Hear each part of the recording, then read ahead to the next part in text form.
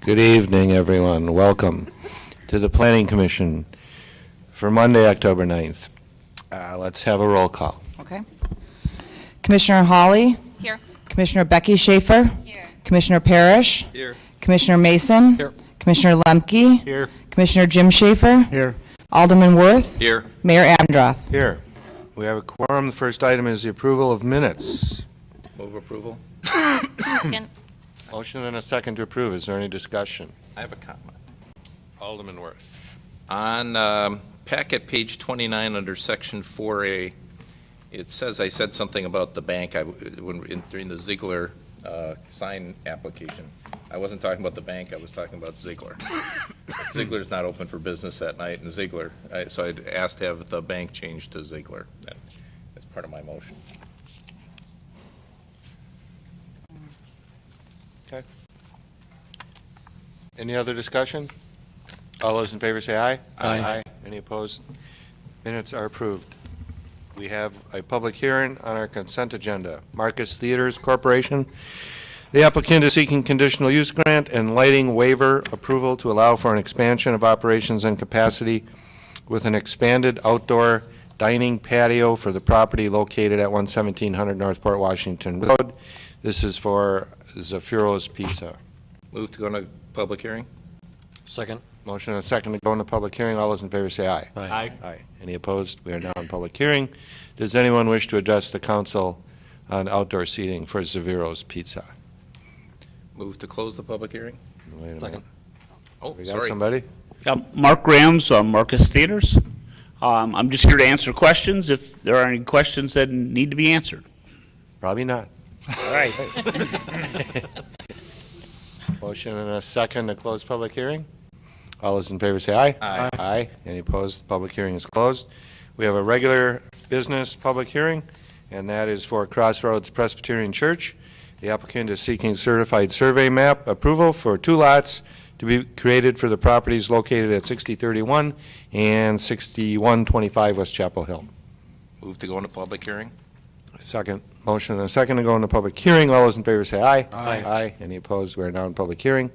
Does anyone wish to address the commission on Crossroads Presbyterian Church? Move to close the public hearing? Second. Motion and a second to close public hearing. All those in favor say aye. Aye. Any opposed? Public hearing is now closed. Move to approve the consent agenda? Second. We have a motion and a second to approve the consent agenda. Is there any discussion? All those in favor say aye. Aye. Any opposed? The consent agenda is adopted. Mr. Grams, you don't need to answer any questions. You're approved. You've been approved. Hey. Regular business. Alex Lakin, the applicant, is seeking rezoning recommendation and certified survey map approval of 3 lots for the properties located at 14097, 14115, 14137, and 14207 North Birchwood Lane. I'm sorry, I noticed there was a duplicate packet or parts in the packet that this item has the report in there, but the attachments aren't in there. So I'm going to have Robin go and make some copies for you all to look at. But basically, as you may recall, this was on our meeting or agenda a few months ago, and it was tabled. The applicant is seeking to rezone the property from R1 PUD to R1. As you may also recall, there was a plan that was approved as part of the PUD, which showed 4 lots that abut the roadway, and then the wetlands were located in an outlot to the rear.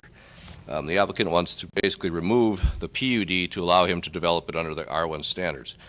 It was tabled. There was some discussion about how the land would be divided. The applicant has come up with a new 3-lot land division, which is also part of this approval.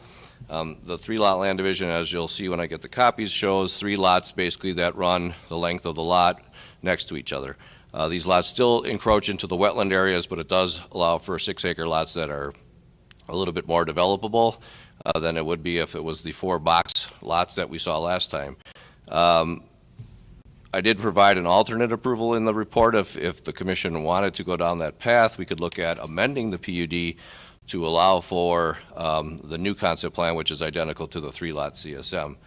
One issue with that is the CSM that is shown in the packet does not include a wetland delineation, and the old one has expired. It was done over 5 years ago, so it's no longer valid.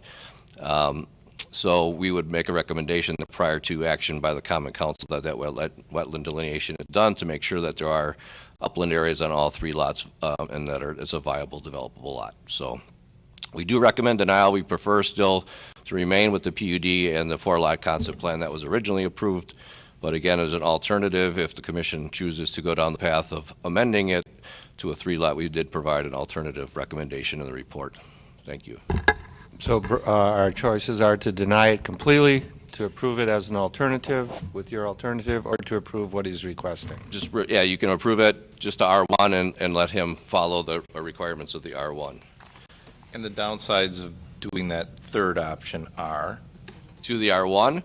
Yeah. Well, there's nothing that says he has to finish the CSM that is being approved, the 3-lot. He could come back at a later date and request a 4-lot land division like the original concept plan, which is being passed around right now. So there's no vested right by just going back to the R1 zoning for the 3-lot land division. It could result in a 4-lot land division as well. But the last time, did the applicant request a PUD, or did we sort of force him into a PUD? Originally, when the development came forward, they requested a 4-lot land division. There was a number of neighbors that complained about the wetlands and the protection of the wetlands.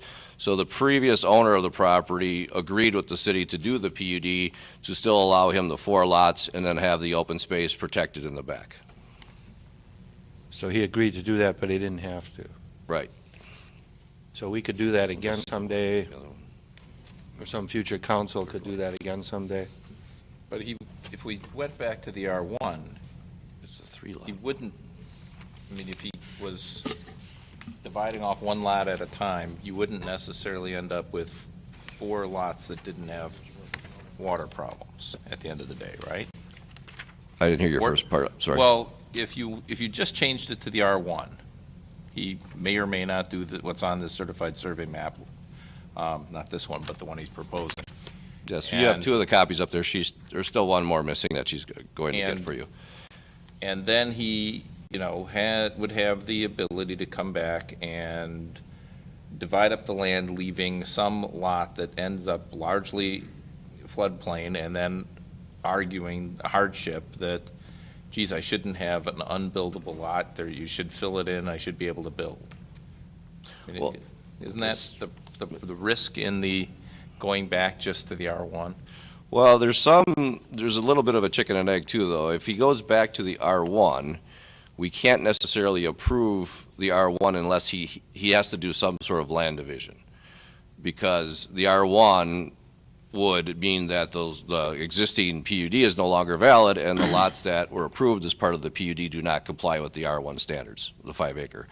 So he's either going to have to do the 3-lot land division he's talking about as part of the rezoning to R1, or some other land division at this time. So, but he could do the 3-lot land division at this time with the R1 rezone, and then not record this or not build it to that matter and do another land division later, which then divides it into 4. That's the only potential issue that I see coming out of going back to the R1. Does the city retain control to make sure that you're not building in the wetlands if you did that? We still have our same requirements of the wetland setback, and typically in this case, I believe it's a 50-foot setback from the wetland, so he'd have to stay out of that area. But again, I think as we have seen historically, wetlands are much more better protected by outlots than they are on private property. A lot of times on private property, they tend to shrink a little bit when neighbors want to maybe increase their yard size a little bit, things like that. So it does have, I think it's a beneficial avenue for the city to have them out on outlots. And on most of the latest subdivisions we've done, we've kind of gone to great lengths to try to keep all the wetlands on outlots with like Highlander and Enclave, as some of the more recent ones. So. We're waiting for a copy of the 3-lot CSM. We don't have one. While we're waiting, Mr. Lakin is here. Mr. Lakin, do you have any comments on staff report or I anything do. you'd like to say to the commission? I do, actually. And Use the microphone if you can. Oh, I do. Hang with me one sec. Yeah, I think I also have a copy of the CSM with my little packets, if I could pass them around. I've got one for everybody, if you guys If want. you have, we'd appreciate it, because we're having a little, I tried to load it on the screen, and I can't get a thumb drive to work on this computer either, so. Which I don't understand why. Thank you.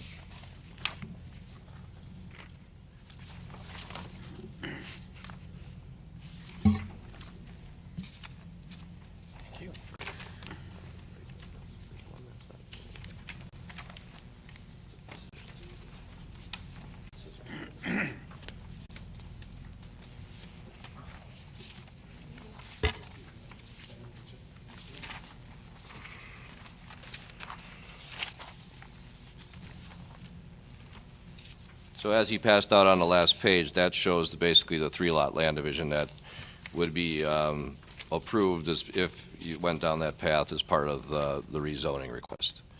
And I guess the biggest concern with that one, again, is Lot 3. It's, it's somewhat constrained, and the conversation I had with Mr. Lincoln was that, the wetlands may have grown on that Lot 3, so that's one of the reasons we're requiring wetland delineation to be updated, just to make sure there is a buildable area.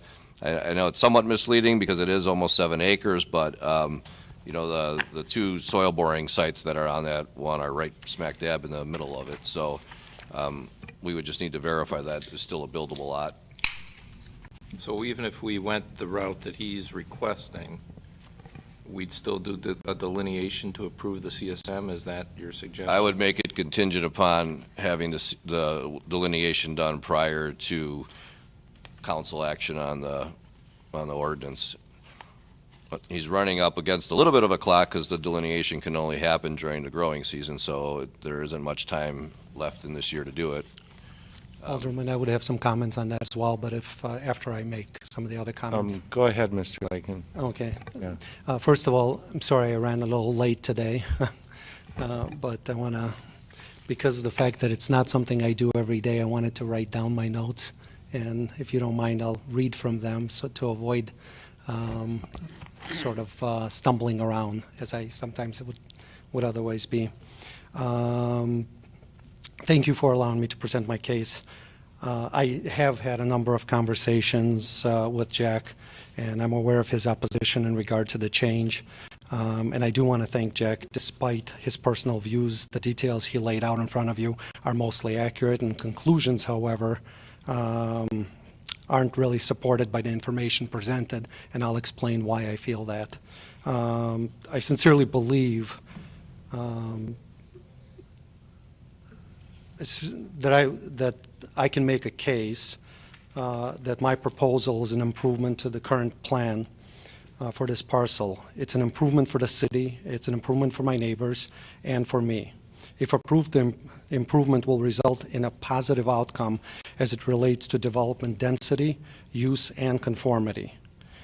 I've been a resident of Mequon for 2 decades and plan to remain here. My plan is very simple and completely in line with the interests of all concerned. I would like to rezone the property to 3 large residential parcels and build 1 home on each parcel. I intend to sell 2 of the homes and retain 1 as my residence, so I would be permanently there. I've lived in my current house that I built 10 years ago. I still live there, so this is not anything new for me. In Jack's analysis, he points out some very compelling points, most of which, despite the conclusion, support the request in front of you. The very first point mentioned in Jack's review reads in part, during the previous rezoning process, there were concerns from neighbors. The point is correct. The opportune word is previous. It is absolutely true the impact of a higher density development was in fact a concern. I believe the current proposal is being received with far more acceptance by my new neighbors. I've spoken to most of them at this point already and have no negative feedback, at least so far. Perhaps I will tonight. We'll see. It is also worth pointing out that the concern expressed in the previous process in regard to wetlands was the direct result of having a higher density development. It was thought at the time that such a development would be more likely to to have disproportionate impact on the wetlands and thereby required a larger setback area. This argument was used to justify such a large outlot, well beyond the statutory requirement. The next point that's made in the review states the new three-lot layout is an improvement. Now, do remember that Jack said this. This is in response to my request, which is in front of you today.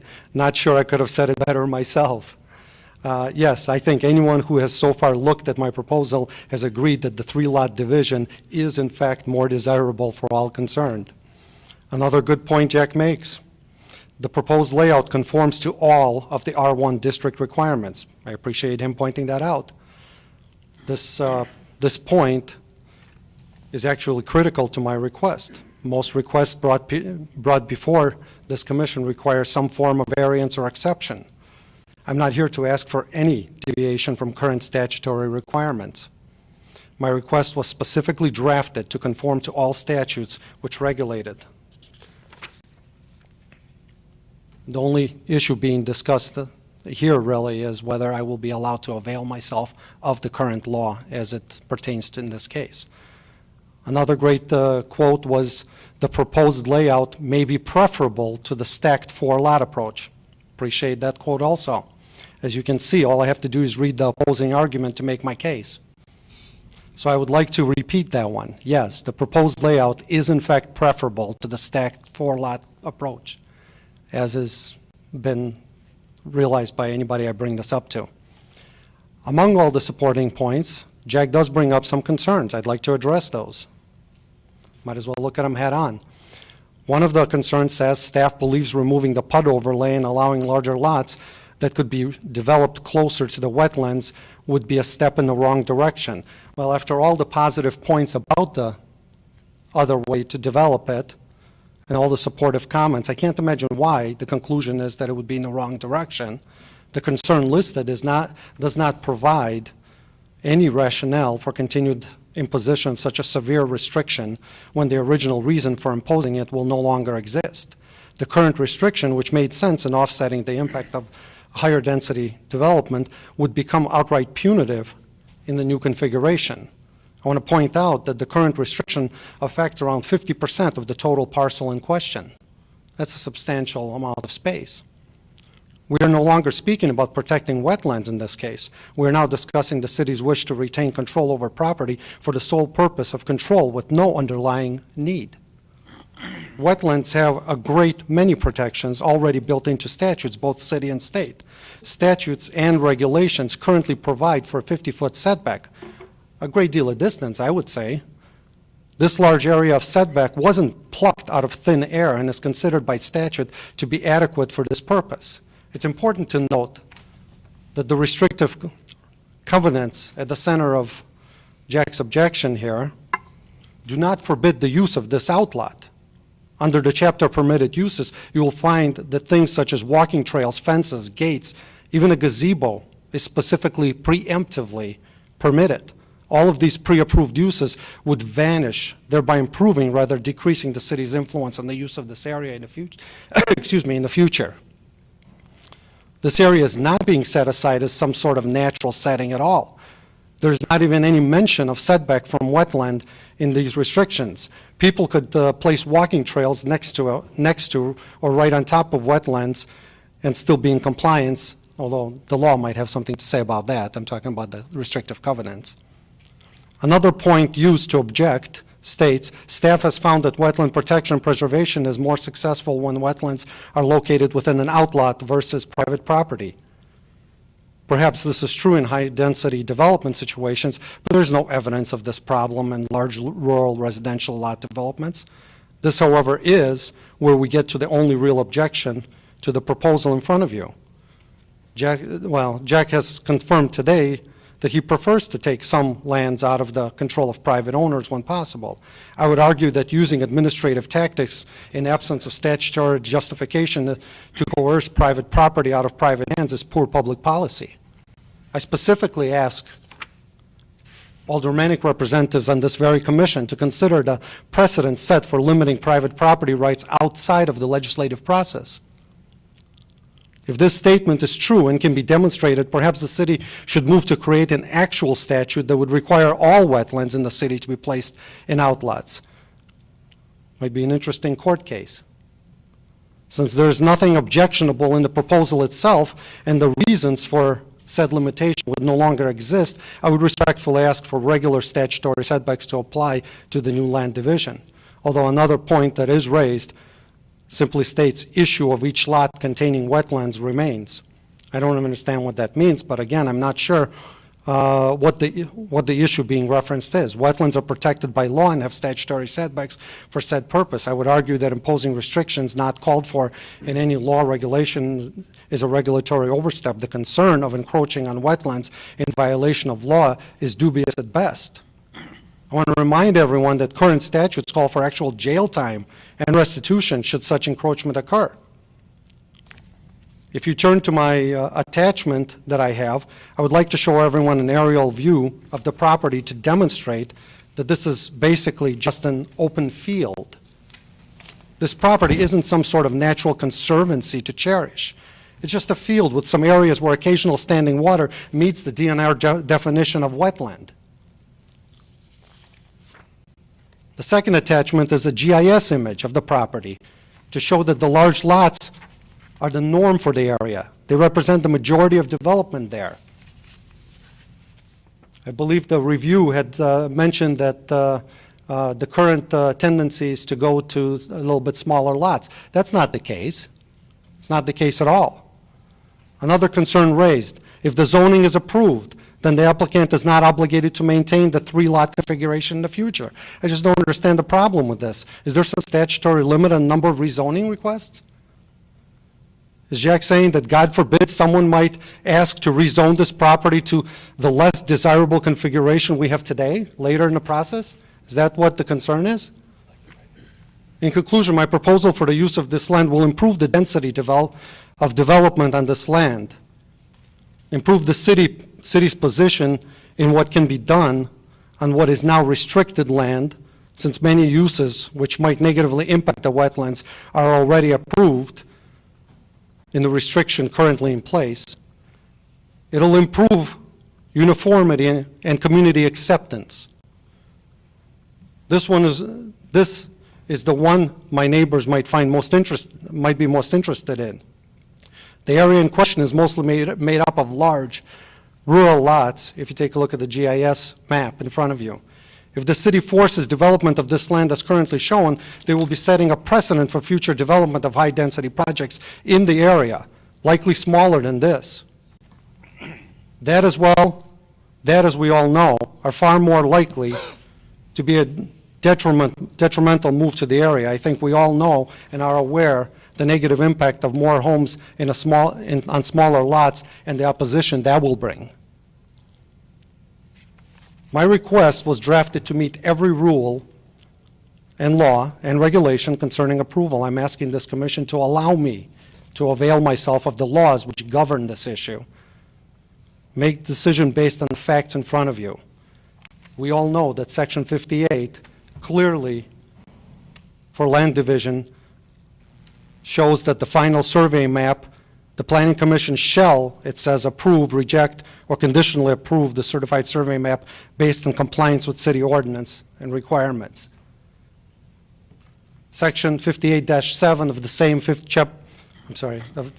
up a little higher on the same chapter, talks about the language set forth in the text of this chapter shall be interpreted in accordance with the following rules.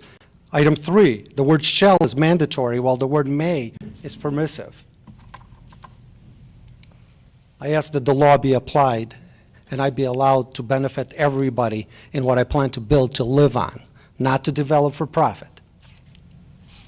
Thank you, ladies and gentlemen. Thank you, Mr. Lakin.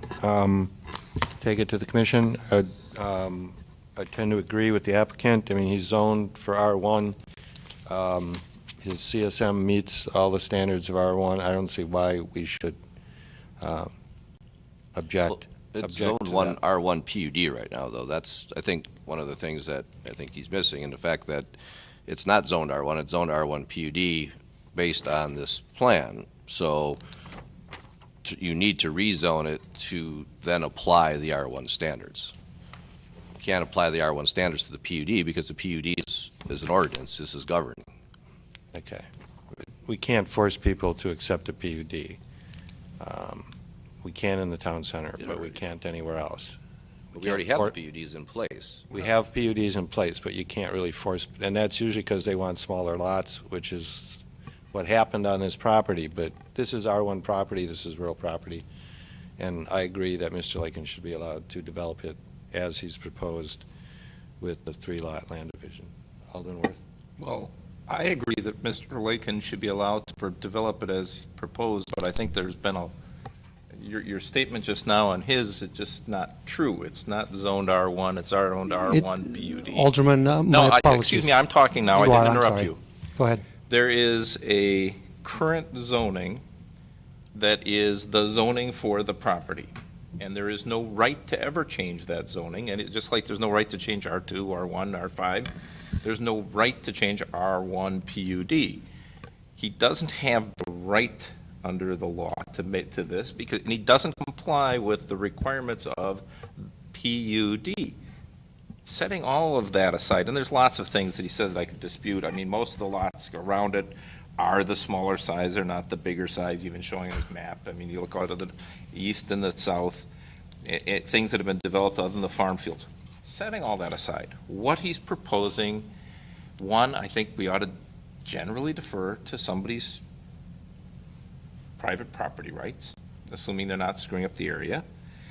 Two, there's nothing wrong with the lots he's proposing, and it's a fine-looking small development. Now, the only question I guess I've had all along is, you know, is it such that, I mean, the city has rights right now, the community does, that was given up by the property owner voluntarily, and he bought a bundle of rights when he bought his property. If, you know, what I've been trying to get in, tried to get at the last meeting and can't quite get a clear answer, if he builds his house the way he's talking about, would he have some opportunity, we change it back to R1, depending on where he's going to build his house, would he still, I mean, wouldn't that kind of preclude the bad configuration that was attempted to be avoided 5 or 6 years ago? If so, then what are we arguing about? Well, it's hard to say. I think I mean, again, if you looked at Lot 2 of the original box layout, the 4-lot box layout, and you placed the lot on his proposed 3-lot layout on Lot 2, you could probably get them in an area where you could still redivide them. I think there still would be a place where they would fit on both lots, so it's possible. But doesn't the wetland delineation and the ultimate wetland restrict where somebody's going to put lots any on? Sure.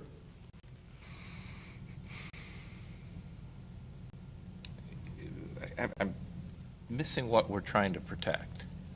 Well, again, this is going back to the action that the commission and the council took a number of years ago to protect the wetlands from encroachment. And We I have think- laws against that, right? Correct, but I think, again, as I stated before, we've seen numerous cases, and I would even say, contrary to what Mr. Lincoln said, in the rural areas, we have seen wetlands that have slowly been taken away or disappeared on private lots, and the DNR doesn't have police power, the city has very little police power when it comes to enforcing this. We do it on complaint basis, but I think we've found out just through our regulatory efforts that it's easier to have them on an outlot where multiple owners have a vested right in the wetlands being untouched, and they'll keep an eye at it better than an individual property owner may. But couldn't we do Again, the it's- same thing by simply putting an easement or a deed restriction on the wetlands, saying that this is for the benefit of the 3 lots, and that the 3 lots, you know, can, whatever. Yeah, I mean, you could also do the 3-lot land division and slice the back off and have that an outlot as well. I mean, at the end of the day. He doesn't want the outlots because he wants to be able to sell 6-acre lots. You know, it's even though people don't have 6 acres they can use, mentally, somebody believes they're getting more when they buy a 6-acre lot, then That they're may going to be get valid, a half-acre yeah. lot. Commissioner Schaefer. Now I have many thoughts swirling around. First, I'm glad you did your homework. Clearly, you're very passionate. I don't like that you are attacking Jack like it's his personal opinion when he's trying to just uphold the ordinances and the policies of the city. So, what if this lot 3 is not buildable? Because there's an awful lot of wetland from the previous delineation. It's hard, it's hard to judge in this. It looks like it should still be maybe a couple of Plenty acres, room so it here for a house. allegedly would still be buildable. What if it's not? Commissioner Schaefer. Schaefer, how would my risk increase from what it is now if it's not? It would not. I already You own it. combine 1 and 2 and just build on there, and then It's you could. Once again, whatever I'm asking for would not impact my risk that's already there. In other words, the lots, the way I'm proposing them, are going to get bigger, not smaller. So the footprint of whatever flexibility I might have can only increase, not decrease. I have no additional risk in proposing what I'm doing. And certainly the city does not, because the land is still the land. The total land is still the land.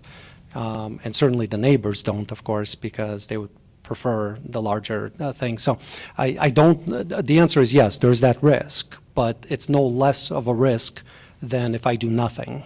It's still the same exact Yeah. risk. I also want to point out, since I've got the mic at the moment, nothing personal on an attack on Jack. I could use the word staff like he did. That's okay. I'm perfectly fine using that. And I understand where they're coming from in that the majority of requests you guys get are for reducing the size of these lots. I understand that. Mine is the opposite. It's what the city, according to all of this homework on their master plan, wants. The large rural lots to stay large rural lots. I also did not make a mistake on my original assumption of R1 PUD. I know it's an R1 PUD. I fully anticipate that this has to go to the Common Council for a vote on rezoning just back to the regular R1 from the R1 PUD. I completely understand that. I also know that the wetlands are fully protected. I can't help the fact that people don't enforce the protection. I want my wetlands. The wetlands will fluctuate. They might fluctuate from the simple act of doing grading on my property. I believe they fluctuate by the fact that there was a big silt fence on there that held the water in as well. So I don't know how all that's going to play out, but having the land there, I will know once I do the wetland delineations. I would also ask, which we were discussing earlier as I came in, about when the wetland delineation to be done. I would ask that I be permitted to do one lot for wetland delineation at the beginning, the one I'm going to build on. And the reason behind it is nothing personal. The reason behind it is that the wetland delineations are only good for 5 years. It's a complete waste of my money to do an $8,000 or $9,000 wetland delineation that I know up front I'm not going to use. I'm going to have to do it again. That's what this current owner did. The wetland delineation in place today is useless. It was paid for, and it is useless because it's taken over 5 years to do something with the land. So I would ask that once the lots are established, I can do the delineations, which is permitted by law, as I need them, because the delineation is going to make absolutely no difference to my risk there. My risk remains the exact same risk. It's the same property. I still can't do anything or encroach in any way on this land. Nothing will change on that part of it. I appreciate Jack's concern, so I'm not picking on him for it. I want the wetlands. Yep, I think Okay, we all do, thank and you. that's the crux of it, right? 3 lots is better, but protecting the wetlands is also the penultimate goal. So I think that's what we're Which are trying to do. protected. I think everyone can agree. I think what Jack is saying is that we find out in the breach as a city when they're not, right? So perhaps you do have all good intentions of protecting them, but others may have them on their property, and there's kind of a slippery slope as far as Do building. you feel, Let's not have a Just- back and forth Okay, I won't. conversation here. Let's address I will the just let commission. Commissioner Parrish go next. Commissioner Parrish. Thanks. Ultimately, I'm in favor of removing the PUD and allowing for a 3-lot subdivision, because I feel that the 3 residential lots would be less disturbing on essentially the entire site. I do not believe that it would have a great impact on the wetlands. I did have the opportunity to walk the site, And it really is a great distance back. I mean, the wetlands are 200 or 300 feet back. So when you imagine a house and then the wetlands way back, someone would really have to go out of their way to disturb these wetlands, in which case I would hope all the normal laws would apply. And finally, just as a matter of policy, so we're talking about outlots and dumping this excess wetland into an outlot that would then be managed by a community association. My experience has been that community associations that only have 3-4 members are very poorly run, just because no one's in charge ultimately, and it's kind of just a free-for-all. So it can be. I don't disagree with that. I mean, I think it's a valid argument. I just think that, and I'm not saying that they would manage it in a sense where they're doing stewardship on the land. I think there's just 4 eyes watching the Sure. same. I just think the wetlands would be better protected as 3 individual lot owners than kind of like this free-for-all where all the owners and their kids and everyone can just go and do whatever they want back there and hope that the community association is managing it. So, for those reasons, and it's rare that a developer would go in the other direction. Normally, they're trying to break a site up into lots of little pieces so that they can profit off it even more. In this case, there's 3 nice lots, and I think let's do it. To address the one issue with the Got a motion. wetland, They have some comments too, but it will be. can I just address the issue of the timing of the wetland setback for the individual lots? I guess the concern of in the past, we've done it rarely, and it typically is not this situation. We have done it where if you say you had a 5-acre lot split off from a 40, and they didn't want to delineate the entire 40, we allowed them to delineate just the 5, but then we required a deed restriction placed on that other lot, basically saying it can't be developed until a delineation is done. So if we were going to go down that path, I would suggest that we look at, a deed restriction on lots 1 and 3 that would prohibit it from being developed. And that's one of I think it's a trigger that shows up in a title search, and it becomes important because there also have been cases in the past where, say, for example, someone was looking to buy lot 3 and they purchase it and they know they have to get a wetland delineation done, but it could be mid-November and they want to break ground right away. And then we tell them, no, you can't get a delineation done until May or June. And then they want to, basically try to get some way to get that building in the ground. So we face pressure like that, and that does happen on occasion. So I think if that's a way to protect those lots from being developed, and it puts any potential new owner on notice that there is a deed restriction prohibiting development on that until that wetland delineation is I'd be completed. okay doing it in phases, and ultimately, I think Mr. Lakin would be in his advantage to do it up front because it's going to be hard for you to sell the lots until you do that, because otherwise, people are going to wait until the spring when they can do the delineation. So it's in your own interest to do the delineations up front. So passing the baton to Mr. Mason? Yes. Go, sir. Jack, as it's zoned right now, R1 PUD, if we go to the 3-lot configuration, what would that violate as it's zoned right now? Well, right now, it's on R1 PUD based on the 4-lot concept plan with the outlot. So that is the concept plan, and basically what our PUD says, that anytime a concept plan is altered significantly, which this would be, then it requires amendment to the PUD, or in this case, a revocation of the PUD. So we could not approve the 3-lot land division based on the current zoning. Okay. So it would have to be, and it's a chicken and egg thing, they have to be kind of done at the same time, because we can't rezone it, we can't record the CSM on the 3-lot because it doesn't meet the PUD, and we can't do it the other way, so we kind of have to do them exactly at the same time. Okay. Mr. Lemke? No? Mr. Schaefer? I've walked the property with Mr. Lincoln and with Mark Gierl, and I'm definitely in favor of changing it to a 3-lot PUD. But I am concerned that if the wetlands are owned by individual owners, eventually they get altered. That happened in my neighborhood.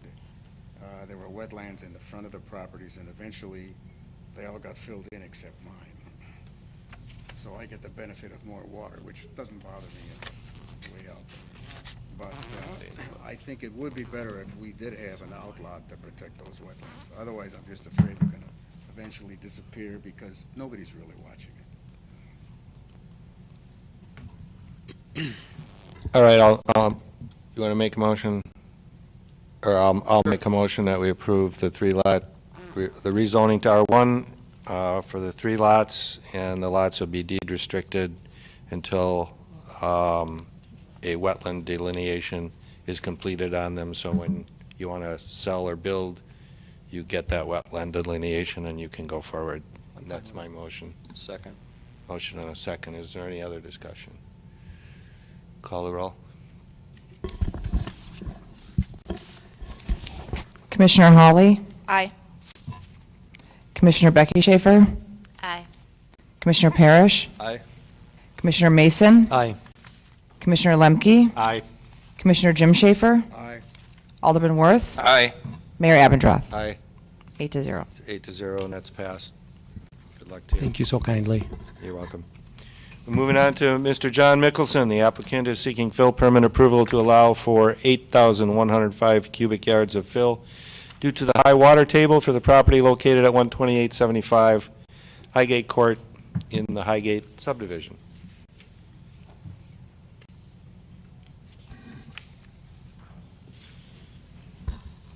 I apologize. I was not prepared to talk. I was hoping Jack was going to do all of the talking again tonight.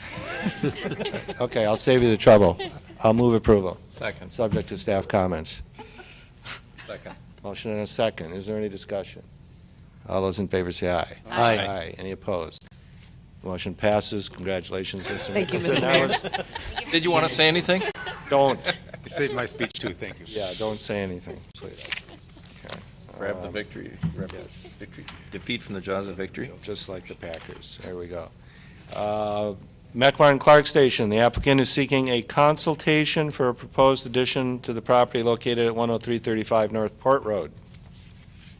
Thanks, Mayor. So Mequon Clark is requesting a consultation, as you said, and this will be in addition to the existing convenience store on the site.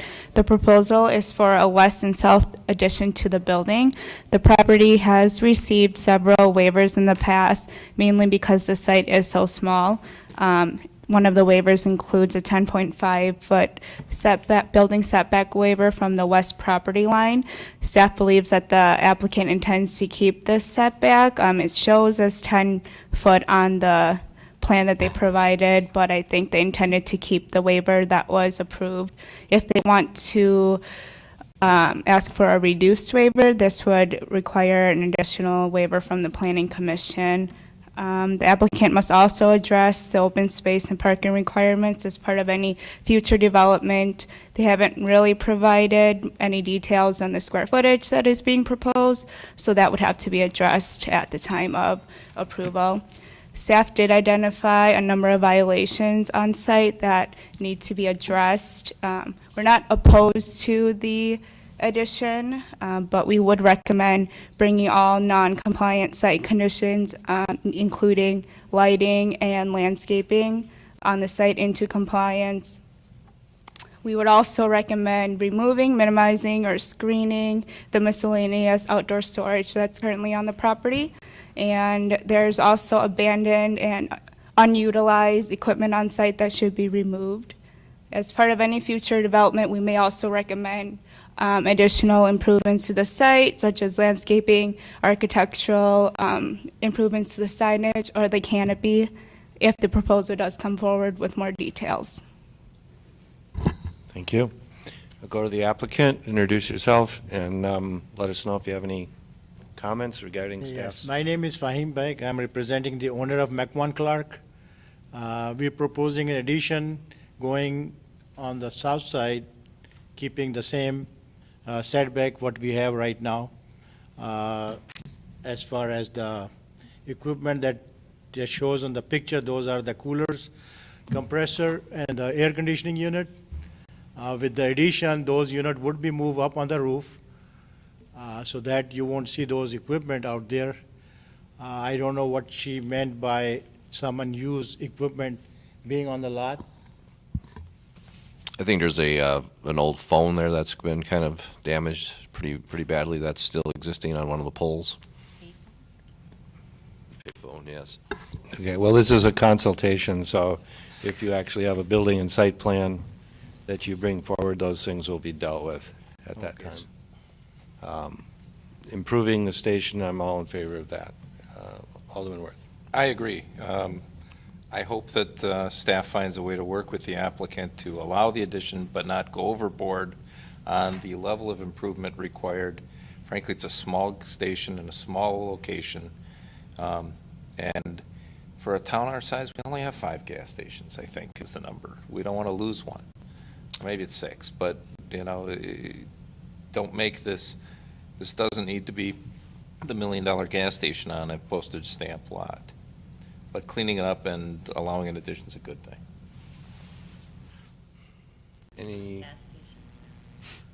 There's no action required, right? No, I think just a little background on how we got to this point. I did speak with the owner regarding the station, and he asked about doing some improvements, and I said, well, do you have any drawings or designs? He said, well, I didn't really want to get that far into it until I know whether the commission was going to be supportive of it. And I said, well, they're not going to give you that answer without seeing the drawings and designs, but one option would be the consultation. You can go in front of them and kind of talk and get their feedback, and so that's how we kind of ended up here, and that's why there was not much in the packet in terms of plans, but I think the owner wanted to just see what the commission had to say about the station and its improvements before he went any further, so. Mr. Parrish? I'd be in agreement to an expansion and would commend the business for doing that. And would be in agreement with all of staff's comments and suggestions. I just want the facade to have kind of a new, consistent surface. I'm not sure what the architects would recommend, but not the block or the wood, but some new, consistent facade that would look really nice. I mean, we will work on that one Yeah, with the at city. the right time. So. At the right time, Yeah. because right now, the main issue was that you be in favor of accepting anything or no. Sure. Yeah. I think we would be. Already, then we'll have some plan and work with the city and show you any of those details. We'll see you again. All right, Good luck. thank you. All right, thank you. Moving on to Christchurch. The applicant is seeking a rezoning recommendation from R1 to IPS. Building and site plan amendment and master sign plan approval to allow for an expansion for the property located at 13460 North Port Washington Road. I believe the group is here.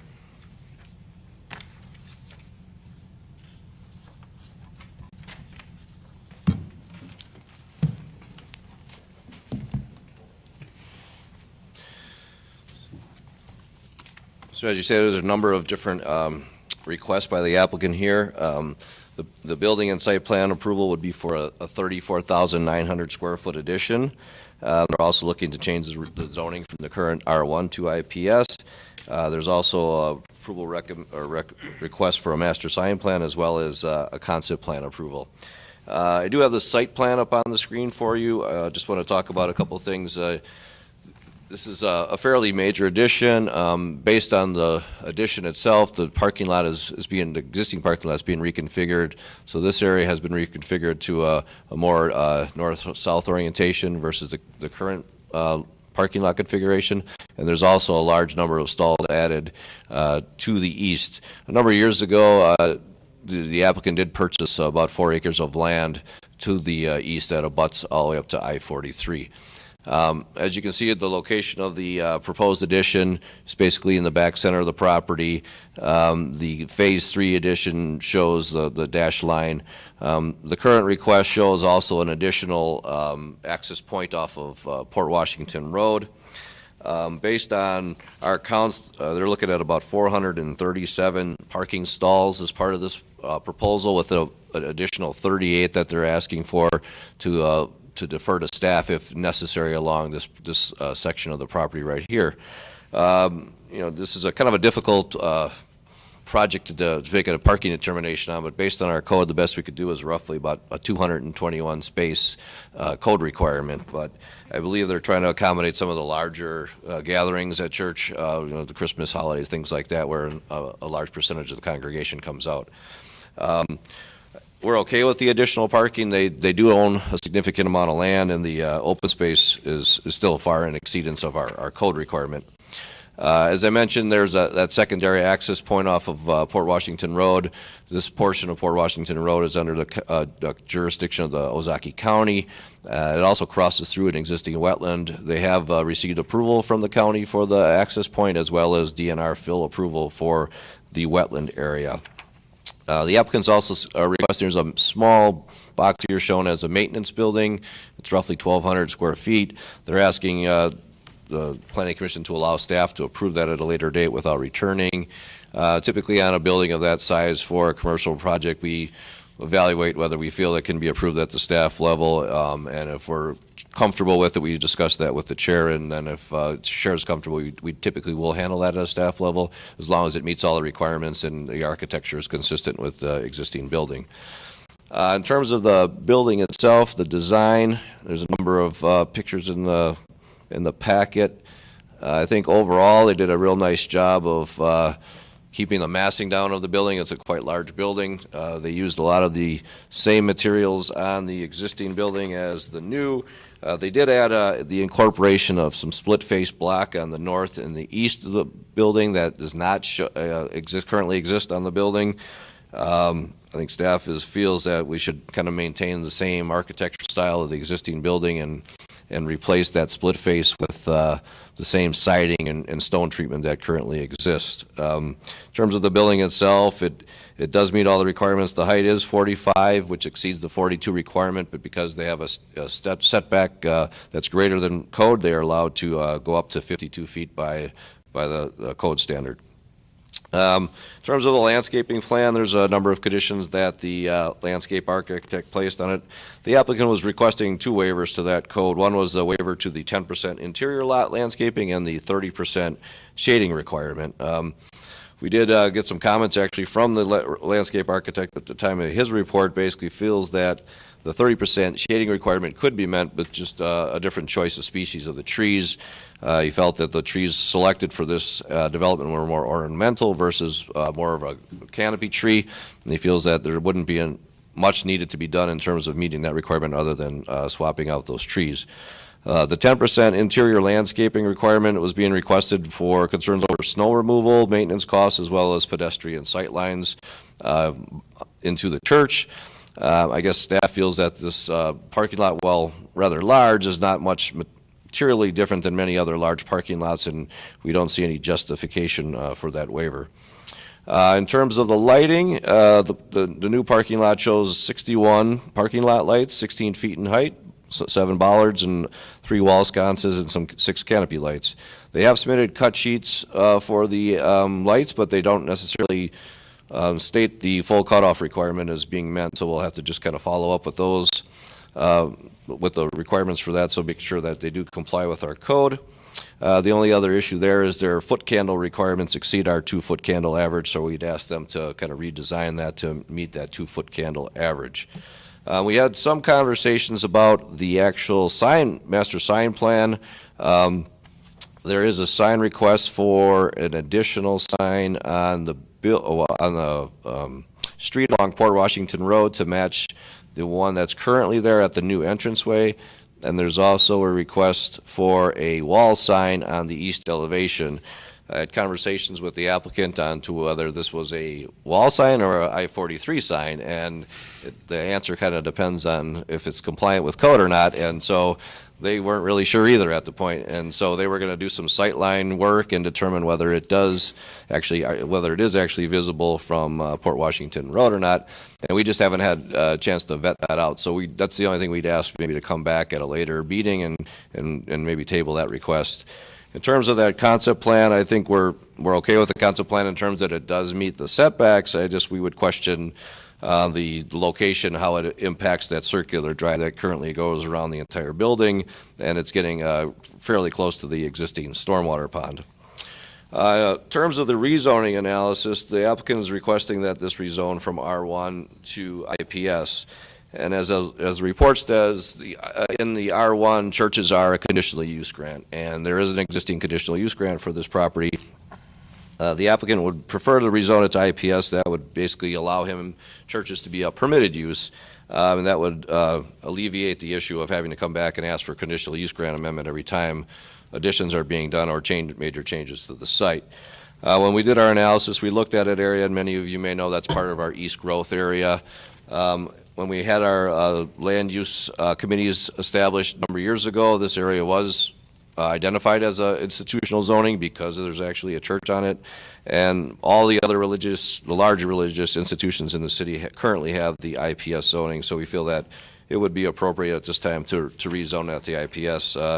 And it does help with the IPS because the IPS district does have standards that we actually use in determining compliance with this site. Residential zoning does not have the same FAR open space requirements that IPS does, but we still refer to them on a project like this since it is R1.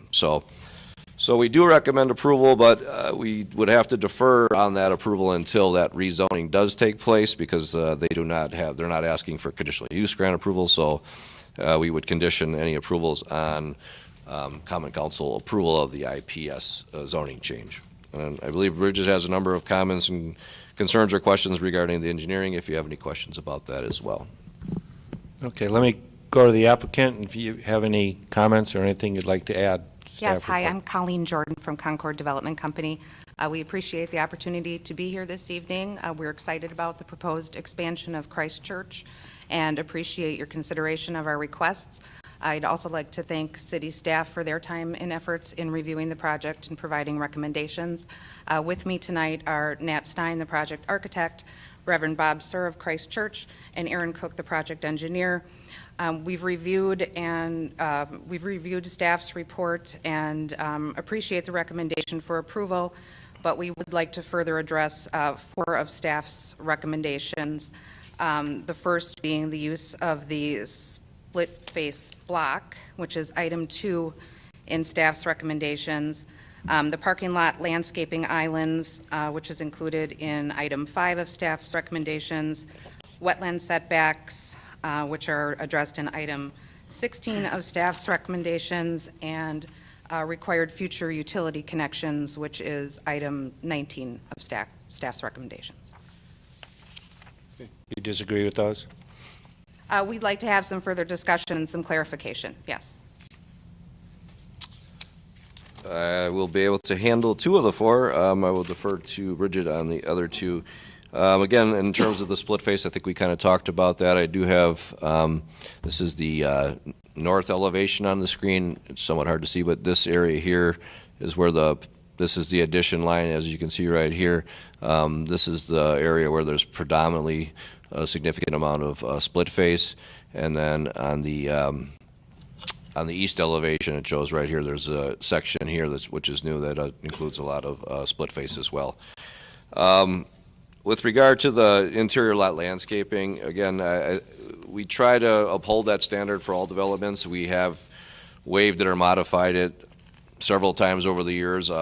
Typically, there's some rationale behind it, like I think the bus company one, we waived that requirement to allow them full access for the buses to enter and leave the site. The only other one I can think of in terms of a religious institution was Trinity up on Freistadt Road. They used part of their parking lot for their playgrounds, so they did not want to have landscape islands in the area where there were playgrounds, so they asked for a waiver to that. But again, typically we try to uphold the standard of that 10%.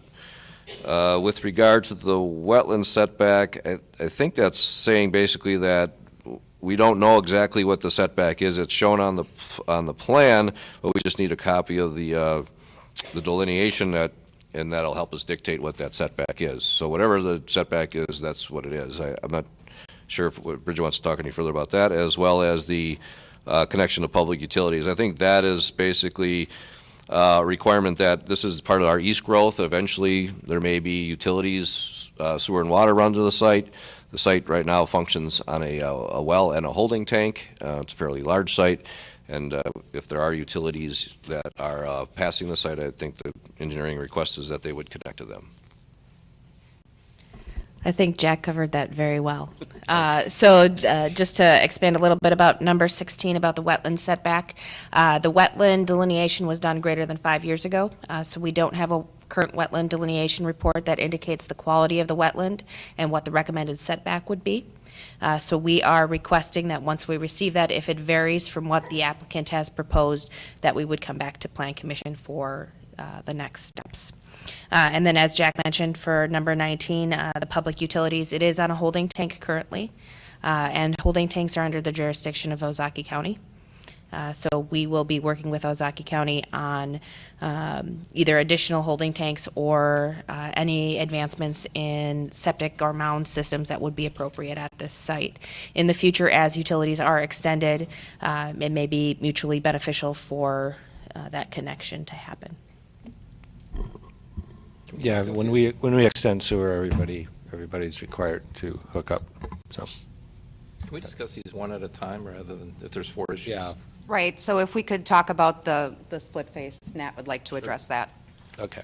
Sure. Thank you very much for the comments. I appreciate everything that's been said. I wanted to just express that the choice of a split-face block was not taken lightly. We looked at a large variety of colors that were looking to be compatible with the building. We felt that this was an appropriate use of the material given the size of the addition and also concentrating this material on the east and north elevation. In the diagrams, I can pass out an exhibit, but it pretty much illustrates that there's very little split-face block that'll be visible from the primary elevation on Port Washington Road. The choice is also, in a sense, useful in that when we look to build Phase 3, a good deal of that material will be concealed or removed when the addition gets put on. We also kept in mind that the concentration of this material on the east facade is being viewed from primarily Highway 43, where folks are going at a relatively high speed.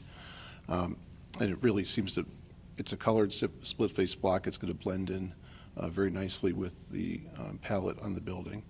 So we felt it was an appropriate material. Any comments from the commissioners? Mr. Schaefer?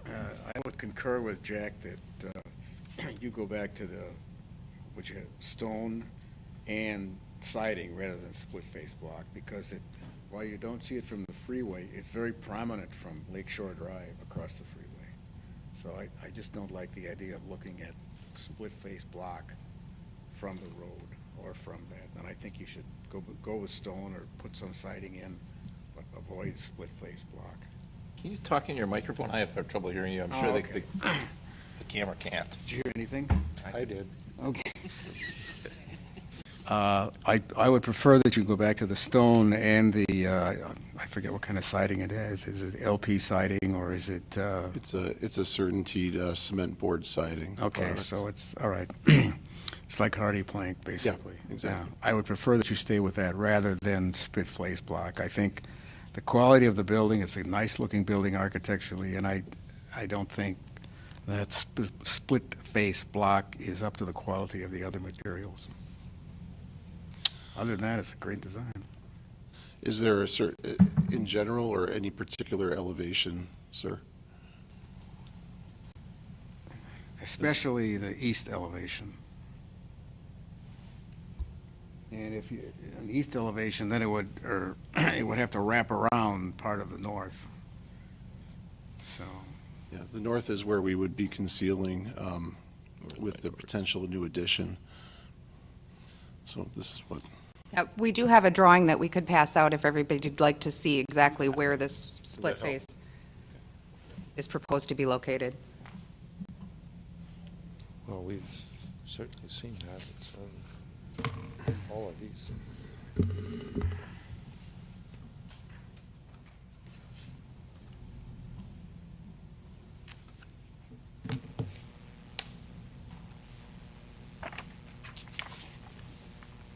So it's better than mine. I know where it is. It's for you to open your eyes. It's better than mine. I can't read it on there.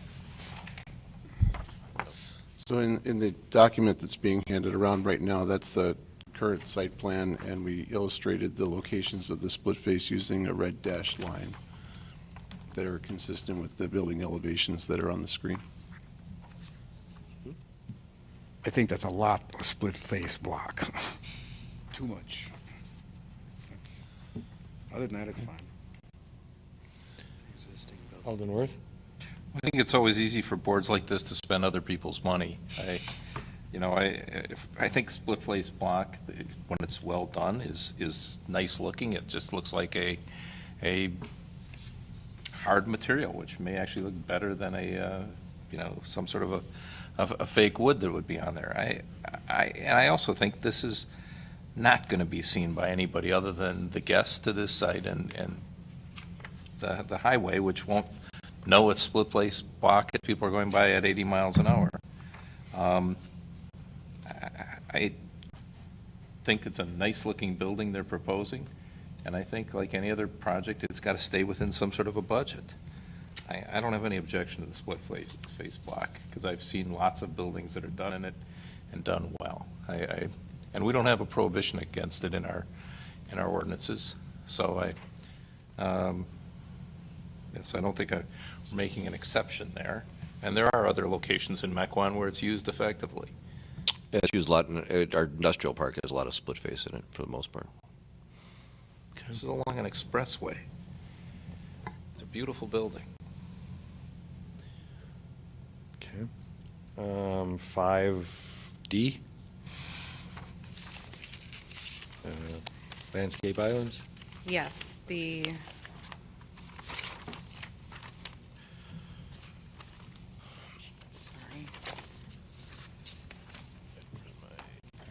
parking lot landscape islands, complying with the 10% interior lot landscape requirement. What we're showing on our landscape plan is a 6.5% interior landscape island. We are also showing some perimeter plantings that contribute to the parking lot shading, which we appreciate the advice of the city's landscape consultant in guiding us to achieving that 30% requirement. The issue with the interior islands meeting that 10% is that these perimeter plantings that you can see shown on the north and south borders of the parking lot, while they contribute to the canopy and the tree shading, they don't contribute to the interior islands. So in light of all of the green space, all of the existing vegetation, all of the screening of adjacent properties, and these perimeter plantings, we are asking for a waiver of the 10% interior requirement in favor of the 6.5% that we're showing.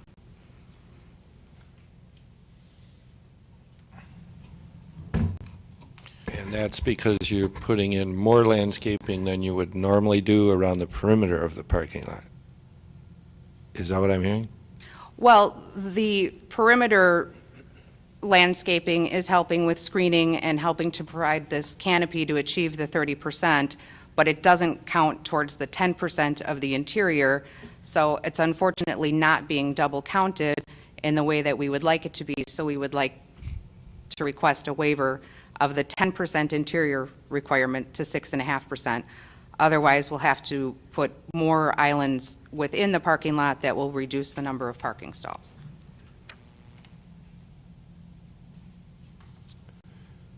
Okay. Any comments? Alderman Worth? I'm torn on this one because I believe we ought to treat applicants consistently. On the other hand, I think our 10% interior requirements are kind of ridiculous. And most of our interior parking lot plantings in most of our parking lots in the city look pretty crummy because they look nice when they're put in. They get killed in the winter. They get salt dumped on them. Every couple of years, somebody comes in better managed properties and spends a lot of money replacing it. And in the long run, we never end up with the look that we're trying to achieve anyhow. I think we have a mistaken standard, and I think more on the perimeter, maybe bigger islands, something. But these little landscape islands in the middle of parking lots, the trees die, they look awful, they look stunted. It's just not a very effective regulation we have. So as much as I'm empathetic to the applicant, I also am concerned, though, about, there's no, I don't see why this applicant's different than other applicants. If there was a good reason to give a different treatment to this applicant than others, I'd be all for it because I don't like the rule in the first place. And I think we ought to change the rule. Well, I do think the site is unique. It's a very large site. It preserves a large amount of green space, well over the required threshold for green space, even after the Phase 3 expansion concept that we're contemplating. It has a lot of natural features that aren't going to be disturbed. Most of those natural features serve as sort of a screening border around the site. So I do think the site is unique and has a lot of natural and vegetative features already that we're preserving.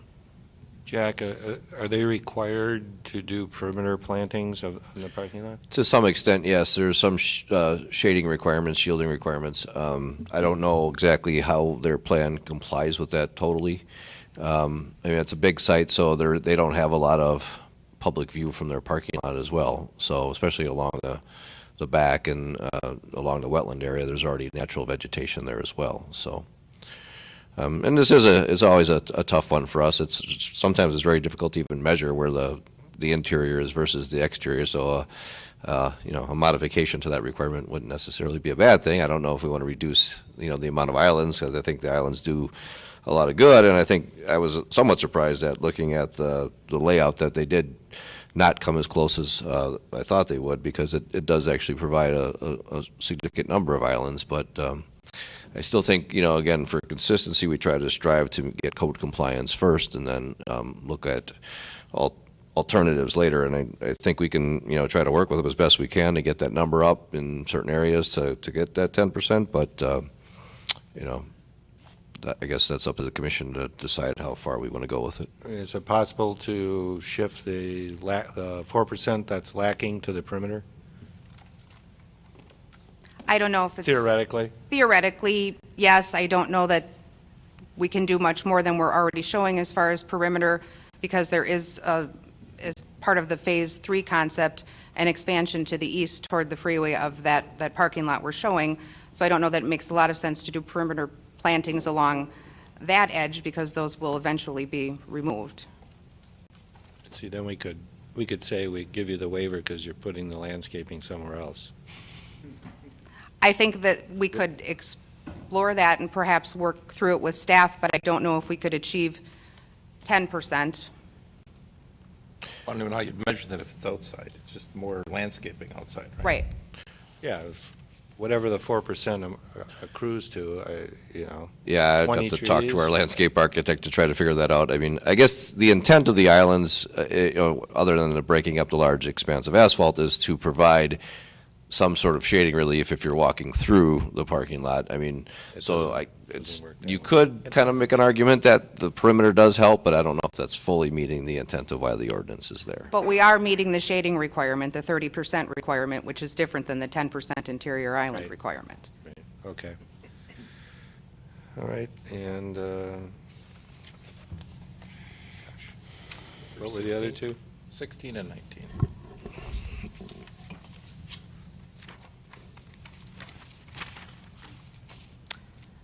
With regard to the wetland setbacks, we would like to discuss the fact that we do have a current wetland delineation report. It was prepared by an assured delineator. The wetland setback that we're showing on the site plan is a 30-foot setback consistently, except for the area that we have permission to fill, which is the second driveway. To require a setback there would require additional fill to create a setback. So we're requesting a 0 setback from that second driveway area. And we'd also like to request, regardless of the classification of the wetland based on the current delineation, we're requesting a 30-foot setback requirement, and we're requesting approval for that.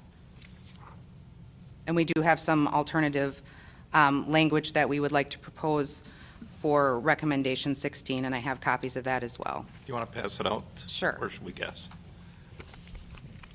So you have a current wetland delineation? We do have a current wetland delineation, yes.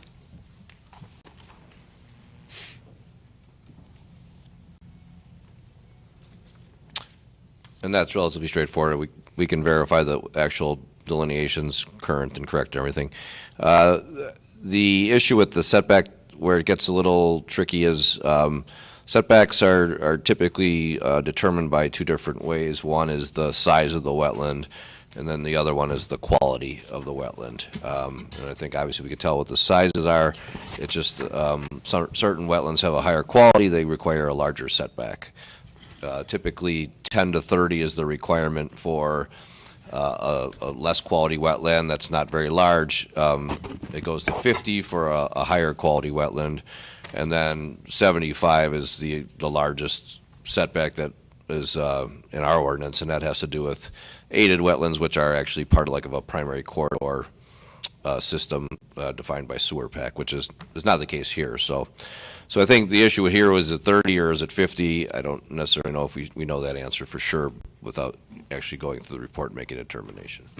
Sure. And we have talked with our wetland delineator a little bit about this. I don't have anything officially in writing yet, but their initial thought is that it probably is closer to the 50 or 75 foot protective area. And so I don't want to get too technical on this, but maybe just let's step back here for a second. So the DNR created these protective areas so that when we have an impervious surface that's draining directly to the wetlands, that there is some type of a buffer there that allows that water to filter, get some treatment, so it's not going directly into the wetlands. And so the higher quality of the wetlands, then obviously the bigger protective area that they're looking for. When the water is not going directly into the wetlands, i.e. when it's going to a stormwater pond and getting treated somewhere else, the protective areas don't apply in the DNR world. So in this case, we are taking the majority of the parking lot and we're draining that back to the stormwater pond. There is actually no protective area per the DNR.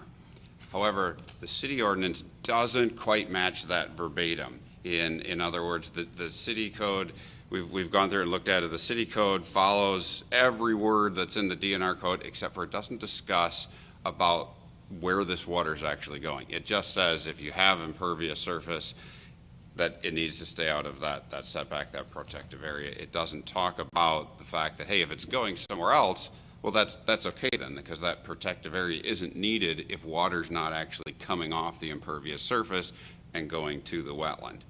So This is your language? Yeah, so in this case, if it does end up being a 75-foot setback, and we look at our site plan, and if we follow the city code verbatim and not the DNR's intent on this, we really lose a lot of parking in that area, on that south parking lot. And that parking then has to get transferred to the east. When you look at how the building is set up and how it functions, that main entry is to the south. That's where everyone's going to funnel to. And so if we were to say take another 75 or another 45 feet in addition to the 30 that we have, we're probably losing another 50, 60 stalls. Those are your best stalls. These are the parking areas where, you know, we want people to have that shortest distance. Obviously with the church, you've got, you know, a higher population of, you know, elderly people and people that, you know, walking a further distance is a little bit more challenging. And so what we wanted to propose tonight is a 30-foot as a compromise. We might be able to get it with 50 depending on what our wetland delineator says, but if it ends up being a 75, we end up essentially displacing a whole bunch of those stalls and pushing them to the east, where now we have a longer distance for another 50 stalls, for another 50 people to be walking. So I guess that probably need to add that to our list of formal waivers that we're requesting here, because the city code just doesn't reflect the DNR code perfectly. Okay. Any comments from the commission? Alderman Worth? Most other communities reflect what the DNR code has. I just think ours didn't catch up when the Yeah, I'm DNR not changed sure their what standards. when the ordinance was put in place, but we've run into this in numerous occasions in the past. And the latest one, if you may recall, the failed rezoning attempt of Oriole Lane with the single-family homes there, they were also looking at trying to do something where the roads and houses were closer to the wetlands than the required setback, on the condition that they did not directly discharge into those wetlands. So we have, you know, looked at other occasions to reduce that area that's in our code is where it deviates from DNR. other situations we've done this for, I think, Wildwood Preserve at one point, they had a road, similar situation up against the wetland, and in those cases, we've actually required, for any kind of reduction in that setback, we've required that area between the pavement edge and the wetland to be like a no-mow buffer, so that anything that does fall there will filter still without having it like clean grass or anything like that, just to help prevent any kind of damage to those wetlands. So it has been done. I think the issue here is still 50 to 30. I can't believe this is 75. I just don't see this part of the city of having an environmental corridor designation on it. So I'm not for sure on that, but I still think this is an issue whether it's 30 or 50. Okay. And number 19? Number 19, with regard to public utilities becoming available to the site, it says the facility shall be required to connect. We would like to remove this item from the recommendations as a condition for approval. Of course, we will be more than happy to evaluate connection to public utilities when and if they become available, but we'd like to have that discretionary on the part of Christ Church to evaluate how that connection will work, what the cost might be at such time that it becomes available. That does not comply with city ordinances. What's that? That doesn't comply with the city ordinance. What's that? Or sewer policies. Is that accurate? Are you right? Well, they're outside the sewer boundary right now. Right, So but once they're in the sewer boundary and the sewer is going to go right past their church. Then they are required to connect Yes. from the ordinance. Yes. But since it isn't part of the sewer boundary now, we would like it removed from, as a requirement, as a condition of approval of this project at this point. Alderman Worth. If they were in the sewer boundary now, they'd have to connect if it was coming by. If you're not in the sewer boundary, I thought that the policy was nobody is required to comply. We can't extend sewer there because they're not in the sewer service area. Right. So, but I don't think there's anything in our policy that says, once you extend sewer to an area, you have to hook up. I don't believe that's the policy. In fact, I think I thought that was exactly the opposite of the policy. Well, I think we've treated, and Krista probably knows more about it than I do, but I know we've treated differently, maybe different circumstances. I know with Central Growth, when we expanded the sewer boundary, I think some of those homes were required to connect that were existing, and they had to make the payment at least for that portion of it. See, I think it's complicated because it's not just a connection issue. Are we talking about the assessment for that section of sewer as well? Sure. And since we don't know what any of that is, it's really hard to pin down. Is it like unnecessary to put this in here? Because if sewer is extended, they're going to have to hook up, or they're going to have to pay for it. So we don't have to really put it in the If that's the way rezoning. it's, I think the intent was that since this is a fairly large structure on a holding tank, I think it was to maybe put them on notice that and since we are talking about expansion at East Growth, Yeah, it would pretty be a soon.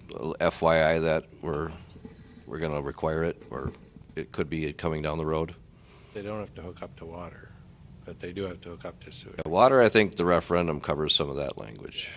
We can't force that. Okay. Commissioners, any comments? I would say on the utilities one, if we just stay silent on it and then let the ordinance handle it as it comes to be, and as the boundaries expand, then our ordinance will cover it. But I don't think we want to say right now that they have to do it, or I don't think we want them to say they don't have to do it. Let the ordinance handle it as time comes.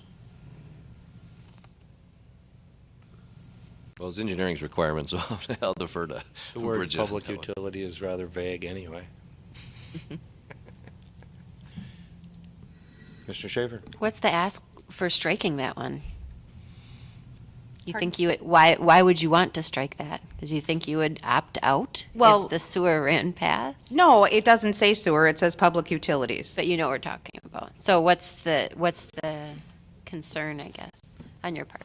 The concern is that we're not in the sewer boundary right now, so tying that requirement to this project without understanding whether this project will ever be within the sewer boundary. I think it's superfluous, and I agree that perhaps being silent is the best way to handle it and not have a requirement tied to this project Sounds like at all. the best way until we get a few years down the road and none of us are here, and then everyone argues about what we really meant when we had this meeting, but.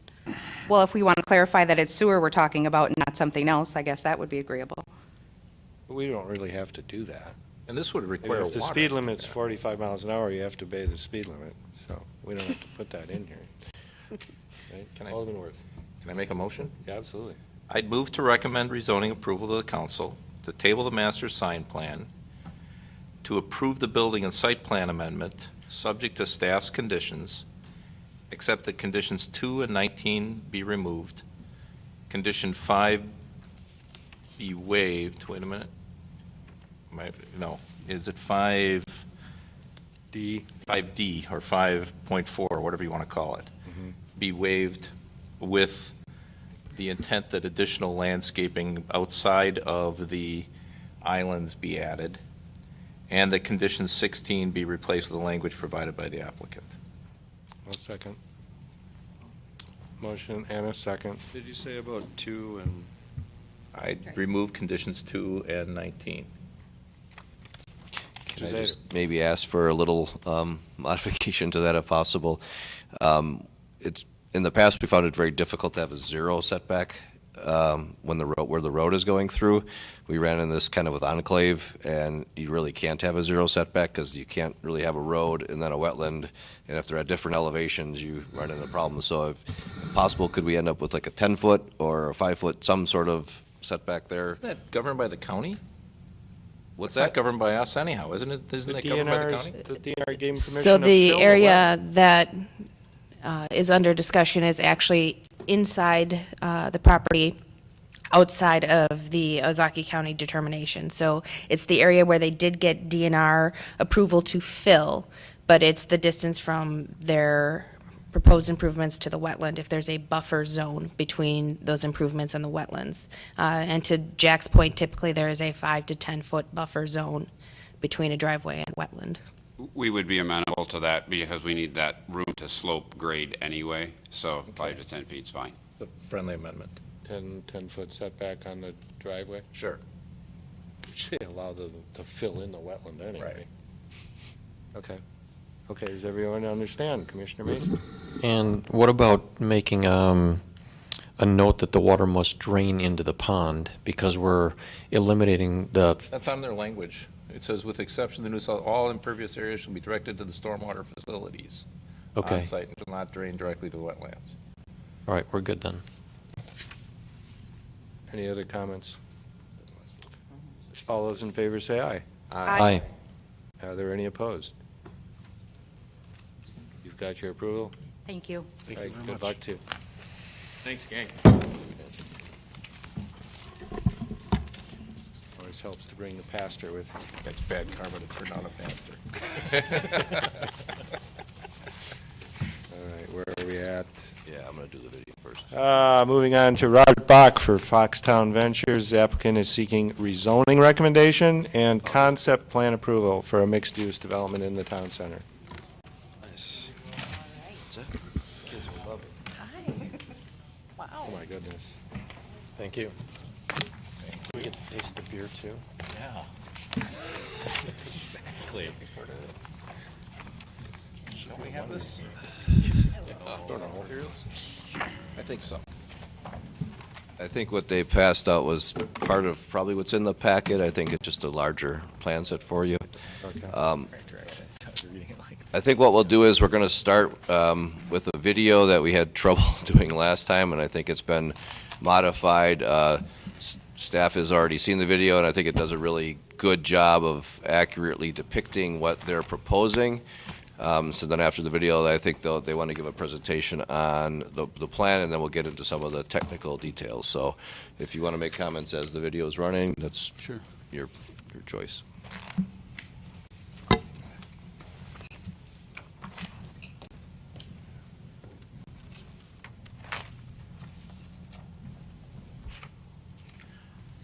know, it's crazy. It's amazing what you can do with drones.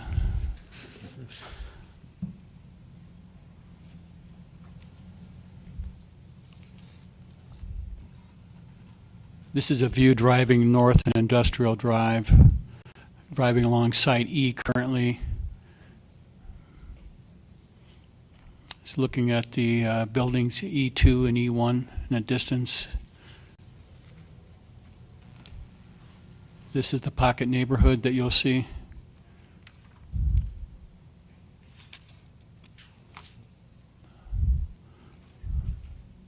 Really, the purpose of this video is to kind of weave together these separate parts, right? It's easy to look at these as being individual buildings, but we feel that in this case, the total will be, Foxtown will be greater than the sum of its parts when you start to see how these buildings all work together architecturally in terms of creating a sense of place.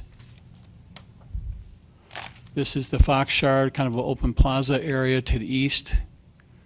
Beyond that is some sheds that will be for bikers to park their bikes. Now heading back westbound towards the connector building between the two apartment buildings. Again, building E1 to your right and building E2 to your left. Those will be discussed further. This is the luxury apartments. Now turning back on Industrial Drive. This is something that the city, I think, as part of the town center guidelines, has been trying to create a streetscape and compression of the buildings along the street with street parking and really to effectively create a sense of enclosure and a sense of space. You'll see even the pedestrian connection points, there's textural treatment to those to identify the pedestrian pathways through the project. Now we're driving, looking at was the former lumberyard, will be the Hamburg Hall and Fox Yard beer garden.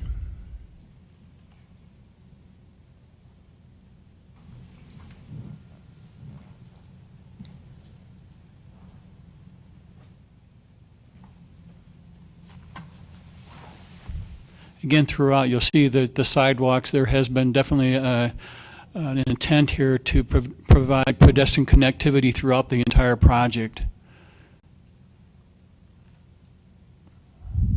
In this case, we're going from really the rear of the project to the front of the project. Right now, we're looking at the Spectrum building. That's actually showing a proposed expansion. That tower element there is proposed by Jim Marshall. You're looking at a proposed Building B, which is the Argento's Restaurant and Banquet Hall with, and you get a feel for the way the architecture is relating with one another. In this case, a standing seam roof playing off the standing seam of the Spectrum building.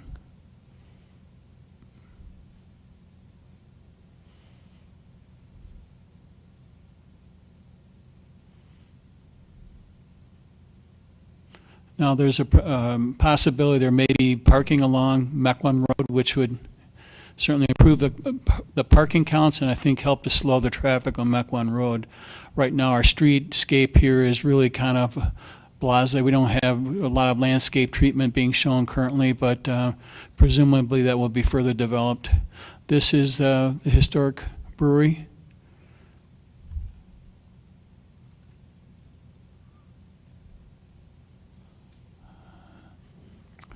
Corner view now going up in air. You see Max Derman's building there being shown as well.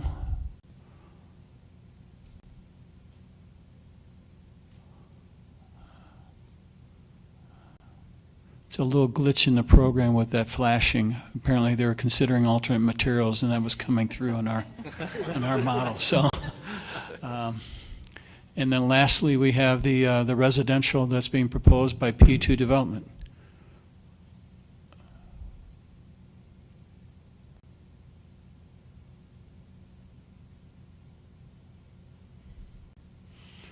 In this case, ground level units have walk-ups, which is a nice feature.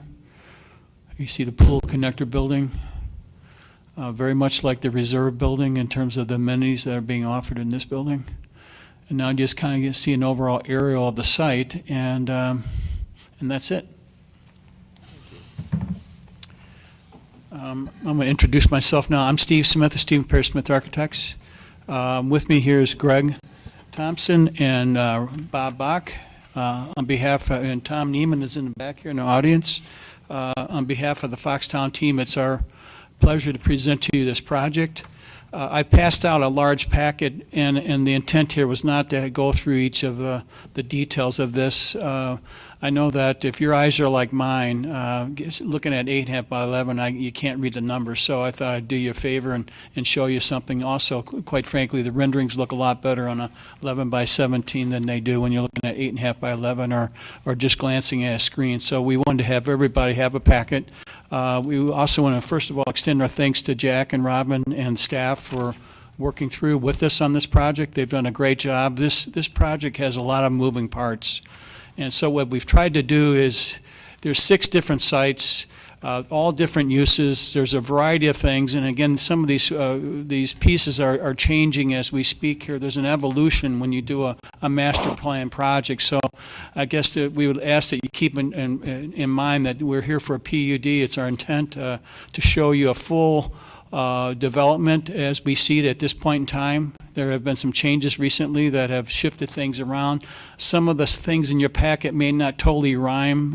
There's a scramble to get it together, so there may be some discrepancies in a parking count here or there, but in working with Jack, we'll get through the numbers. So I guess, Jack, if we could, you're controlling the slides here, and what I'd like to just do is go through and roll through some. We're giving you a location map. We won't touch on the narrative. It's self-explanatory.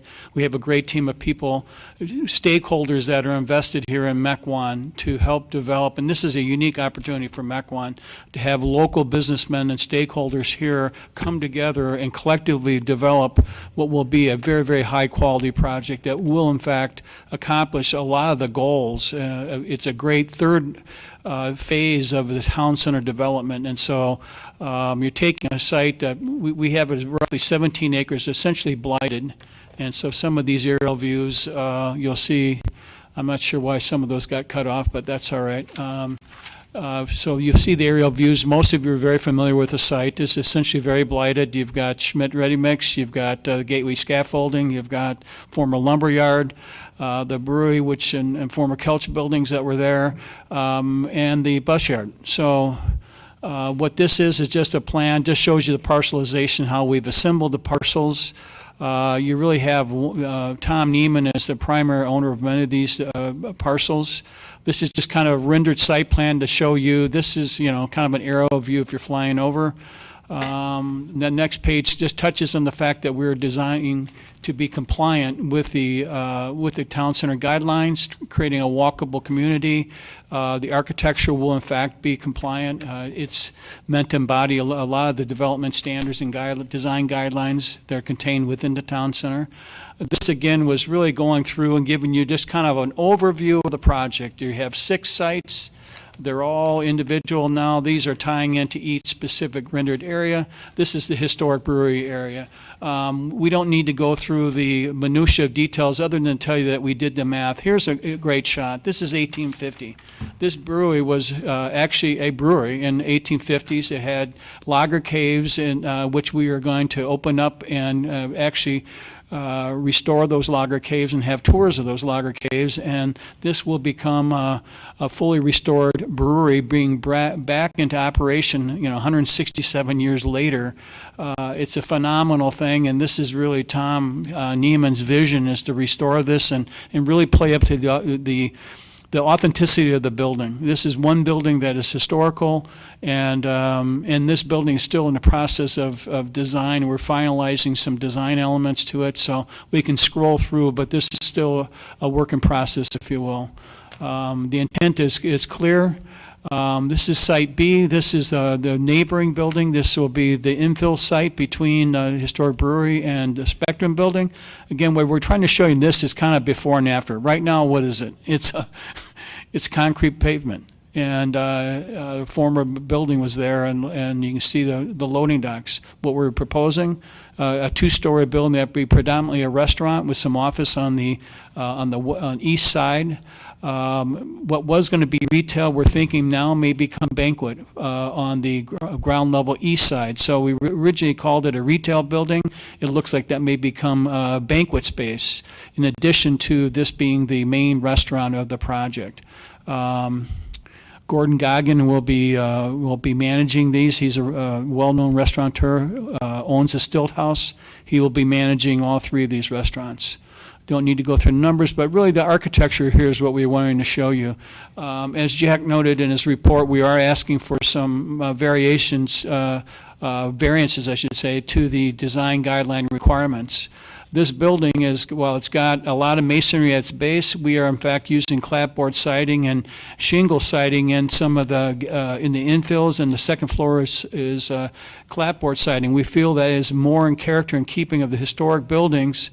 While there's an 80% requirement for masonry or more what you call primary materials, we feel it'd be a mistake if all these buildings were predominantly brick. They would look very institutional, and if you drive through Mequon, I've lived here for 30 years, these buildings, what gives them the character and the softness is some of the clapboard siding. So we, as part of our request, are in fact requesting respectfully variances to guidelines. And guidelines, while they're good, they shouldn't necessarily be requirements. And the guidelines were done by planners, and I think you can make a mistake of getting into math and having this become a math exercise. So this last shot, I say, is again showing you the view from the Spectrum building. So you see how these buildings are starting to work together. This is the luxury apartments being proposed by P2 and Bach. If those of you who've had the good fortune of touring his reserve project know the quality that Bob Bach does with his buildings. They're phenomenal. There's nothing like it in really in the Milwaukee area. The quality and the amenities that he's providing really are unique, and we think a very distinctive product. Again, what is it right now? It's a bus yard. What's being proposed? 96 apartments with a clubhouse connector building. Very much in keeping with what he did in reserve, which is almost fully leased. If by now I'm not mistaken, it may very well be leased up. It's all full. So that shows you there's a demand. These are larger units. There is a request for a variance to have a one bedroom of an 800 square foot minimum, which is really is actually a large one bedroom. Again, we don't need necessarily to go through the math. If anything, I would say this building's overparked. By the time you add street parking, he's got more than enough parking for this building. This shot here is just what we're trying to do is really, again, show you, and working with Jack and Kim and Robin, our understanding really the town center guidelines are trying to create a streetscape, trying to give Mequon a town center, which is currently lacking. And so by building bringing these building facades to the street, articulating the facades in terms of not only the massing, but the materials, the proportions, the roof lines, the idea is to really create that sense of place, and using the architecture to help really create again, help to accentuate what the Mequon Town Center vision is. We can continue, Jack, with this. Next building is Site D. Site D is really what we call the Hamburg Hall and Foxyard Beer Garden. The Foxyard, the Foxtown name is obviously based upon the history of Mequon. Hamburg Hall happens to be tied in with the Neiman family, so there's some history there calling that.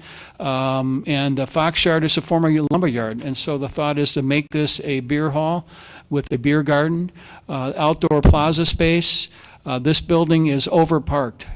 We have 132 cars and Jack, your report says it's 18,000 square foot. It's actually 13,000 square foot building, but this building has probably double the amount of parking required, and we'll touch on the parking later on. So we'll go to Site E.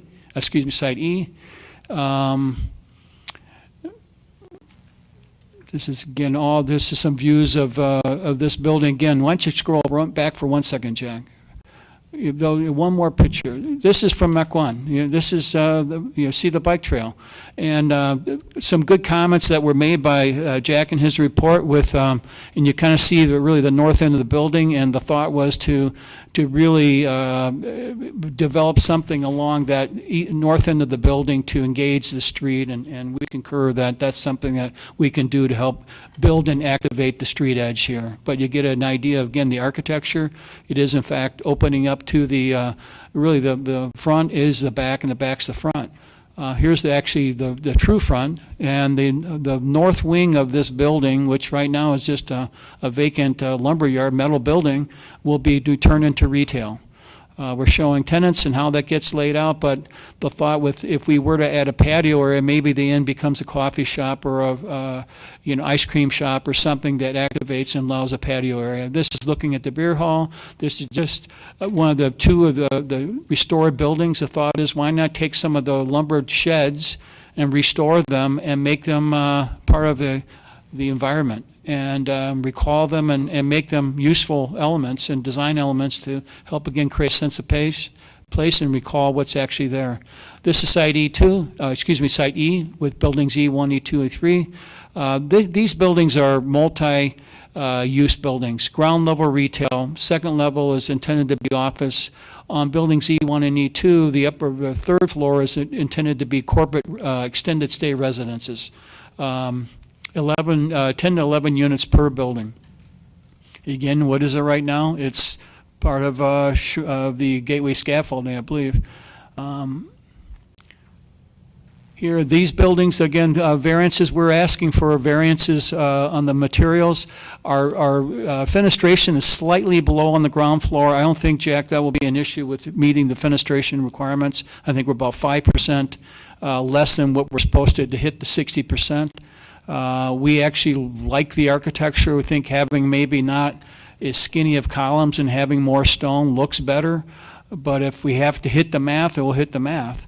But from a material standpoint, if you see the way we've tried to layer these buildings a little bit to not have it be, again, we have masonry, but we've woven in some clapboard and some shingle siding. And this is true shingle, true clapboard siding. Try to give it some details, architectural elements that give, again, more character.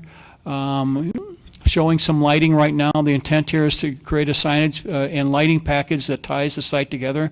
We'll certainly use the town center street lights. The last site we're going to touch on is Site F, which is really a condominium site. It's a very unique product, and we think a product that's going to be very much in demand. We have Tom Zopchak here with Lakeside Development. He will be developing this with his partner Scott Humber. 21 condos. These are roughly $500,000 units. This is a product that's in Libertyville that's meant to, it kind of inspired this. And this is what is now Lakeside is looking at developing.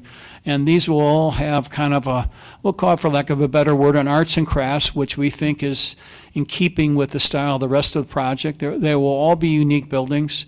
These aren't the final colors. We just put some colors in here to show that there would be some different colors, but all the architecture, each one will be unique, and the demand of these is these will be condominiums, narrow lots, but they're all have porches, and the idea of porches in a pocket neighborhood is to promote a sense of community where you have people sitting out and relating to their neighbors. And there are a lot of people in Mequon with the 5-acre minimum that are ready to shed their tractors and lawnmowers and go to something that's being maintained. And so I think Tom Zopchak and his company is going to have a waiting list for this product. Lastly is the master plan, stormwater master plan. The first two sites will have underground stormwater detention. The Site C, which is the apartments, will have some on-site retention ponds. But there's basically stormwater management of all the site drainage, either into an underground detention or a site retention basin. That's it, and the team is pretty much here. We won't go through everybody's resume, but with that, I will flip the ball to Jack. Thank you, Jack, for. Sure. Actually, I forgot. Save the best for last. This is Mary Claire, and she's been doing all the public outreach with her with Christine, and so go ahead, Mary Claire, if you would. Thank you. The last time you saw me was August 7th, and I provided you with a summary of our door-to-door outreach and our neighborhood open house meeting. When we met with people, starting on July 17th, 20th, 21st, 22nd, and August 2nd, all in advance of the August 3rd neighborhood open house, we recorded their comments on big index cards. When I say recorded, we wrote every single thing people had to say. Some people had a lot to say, some people not so much. And what I told them is that their comments would be shared with the developer and with you verbatim. So you have in front of you 21 pages of that. Not all the comments, but what we did is we listed who we all spoke with, including homes where we did not find anybody home, where we left information on a door hanger bag. But we really did everything we could, knocking on 197 doors in that time period. And what you have in the report, there are comments from 89 of them. We started first thing in the process before people had heard of this from any other source. And we started with the closest properties and fanned out from those. We also provided people with follow-up, so if they wanted to give us their phone numbers, we called them to make sure that they hadn't thought of anything new. And everyone was given my business card so they could call at any point and get more information. We did contact property owners based on who owned the properties. In some cases, we found renters. So of the 89 contacts on the fourth page, you don't have to look for this now, but on the fourth page, you see the breakdown of as to the items of interest and in the amount of frequency. If you're reading the report and under answer it says LDH, it means left a door hanger for the public meeting invite. And then toward the end of the thing is the verbatim comments. So I was joined in this effort by Chris Korjenik and Leah Pickett. Pretty dynamic team, if you ask me. Leah's going to speak in a moment about her contacts to the largest businesses in the area about their interest in the extended stay corporate residences. But before I bring her up, I wanted to say that Chris Korjenik was reaching out to civic organizations. By the way, I never met a community that had a moms group. That is so awesome. But she met with the moms, and she clarified the project, that there was a little concern about which side of Mequon Road we were talking about, concern about traffic from the nearby schools because many of their children attend the schools, and people were really excited about the restaurant concept. She discussed the apartments and the reserve. One mom mentioned that when she and her husband were looking to locate in Mequon, they wanted to rent before finding a home, and there were no options, so they had to rent in Cedarburg before buying in Mequon. So in summary, with the moms group, the group only had concerns about parking and traffic and very supportive of redevelopment of the site. Chris Korjenik also contacted Rotary. I understand that there are 3 Rotary groups here. She did meet with the Noon Group at Ozaki Country Club, and approximately 35 members were in attendance. Photos and the summary can be found on the Ozaki Country Club's website. One of the attendees is a former alderman named John Gannon. Apparently, he played a role in writing the code for Town Center. He had many detailed questions as they relate to TIF and zoning, but in general, the attendees were supportive. There were people from Concordia that suggested that Gordon perhaps meet with folks about their hospitality program to provide internships and training. Gordon is aware of this. As consistent with other groups, they were thankful to see redevelopment of an underutilized site and very receptive to the brewery and restaurant concepts. Discuss the impact on the school district in terms of tax generation. I have a report on that as well that I can provide to you, and then Leah can speak for a moment.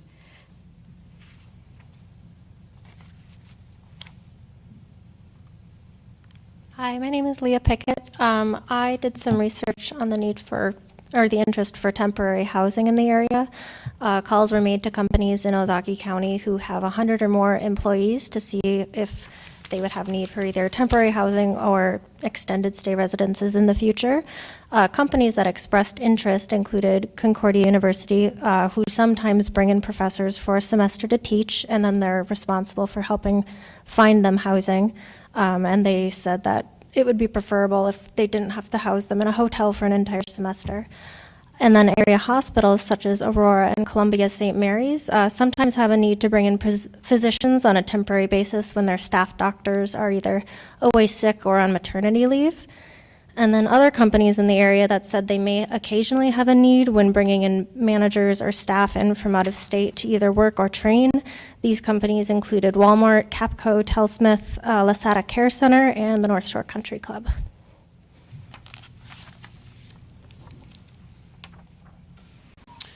Lastly, we had Matt Joint from the Mequon Thiensville School Superintendent stopping to visit, and we're talking with him. There's building E3 in our plan, that there's a discussion of possibly maybe having that be a center, basically a community rec center. So we've had some soft conversations, but there's a desire looking for a facility that they can supplement what's being currently done on Rangeline Road. So I should say Oriole Lane, excuse me. Okay. That was very nice. Very nice presentation. We are here tonight to make a rezoning recommendation, and Jack, this is all town center, so this is, the rezoning recommendation is a PUD. Yes, it's a PUD and concept plan approval. It was a somewhat difficult report to write. As the applicant stated, there's been a lot of moving parts, and they're continually moving. One thing you might have noticed that when we had the consultation, the brewery was actually over in D, and now it's being moved into A, and D will become more of a retail restaurant. So as we were going through the report and trying to draft it, we're looking at it from a big picture, but then we also have some specific defined areas as well. So again, this is for PUD approval, and the PUD is necessary for several reasons. One, we have a standalone restaurant, so a standalone restaurant has to be part of a mixed-use development. And we also have the single-family portion that we'll be talking about after this item. So that and the fact that we have over 16 units in the apartments triggers the PUD. So a number of the other uses, like the restaurants, things like that, are permitted within the town center zoning. So what I did is I did go through kind of parcel by parcel with basically just kind of a cursory look at what they're proposing, and then try to identify any kind of red flags that may draw our attention at this point. And I think you mentioned parking, and parking's been kind of on the forefront lately, so I kind of took a special look at some of that, and I think some of the sites actually probably have more parking than needed, and I think with regard to E1, E2, E3 spot, I think they probably have a little less parking than they need, and it definitely is less than what our code requires. So I made a list of some of those comments in the report on what we're expecting to see going forward.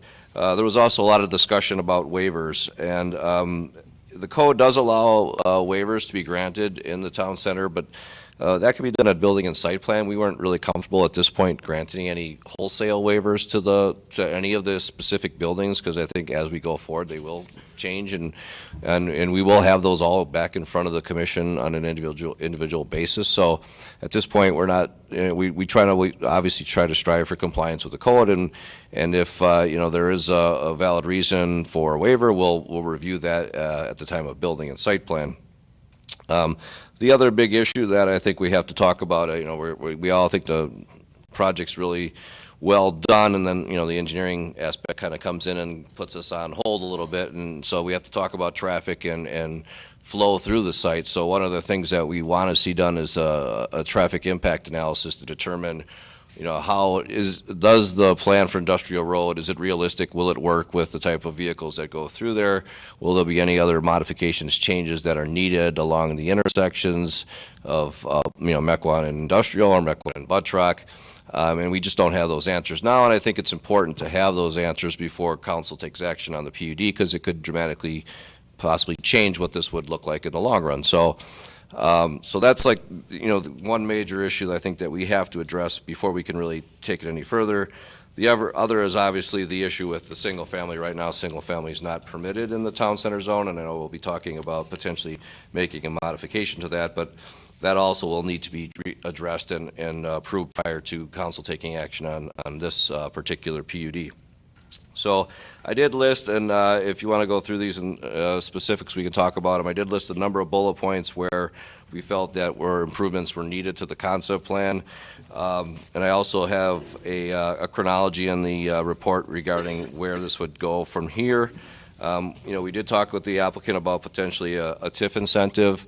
There's obviously a lot of demolition that's going to need to occur, and in the past we have done TIF incentives for redevelopment projects like Dermont and Outpost, but at this point, our TIF project plan will need to be amended, which is going to be a several-month process. So, that also has to kind of occur as we go through these processes. So I kind of tried to lay that out for the applicant to let them know how this process will need to go forward as we move along. So other issues, the only waiver that I think we specifically granted was that 800 square foot minimum for the some of the apartments. That's typical what we've done for the Spur 16 and for Reserve and for Demont. And then we did put some requirements in there with regard to phasing of the projects. Obviously, we feel that it's beneficial that the restaurants along Mequon Road are first and foremost on the schedule. So we put some criteria in there that we need to see occupancy on Building A before the apartment first phase is complete, and then that Building B gets occupancy prior to the entire Building C being completed.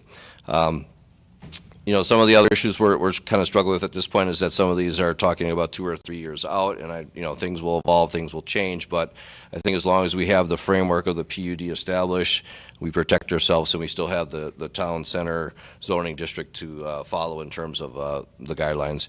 You know, two of the areas I think we're going to pay particular attention to is the street frontage requirement and the percentage of windows. I think those are very crucial, and you know, I think based on what the plan we've seen so far is they're pretty close, and I think we can get there without a major problem. So with that, I mean, we do recommend approval of the rezoning and the concept plan. And again, if you want to get into specific details about any of the individual sites, we can go through that if you wish. So thanks. Thanks, Jack. I don't think we need to be specific here. This is an overall concept plan. You like the concept. I think everybody loves the concept. It's a beautiful concept. And we have to rezone it to a PUD in order to enable that to happen. And that's what we're here tonight to recommend to the Common Council. So we're not here to grant waivers. We're not here to do building and site plan approval. You know, I looked at the parking. It said 97, then it said 66. I counted something like 70. I said, well, this is ridiculous. We're going to get at this all at some other future date. Let me ask the applicant.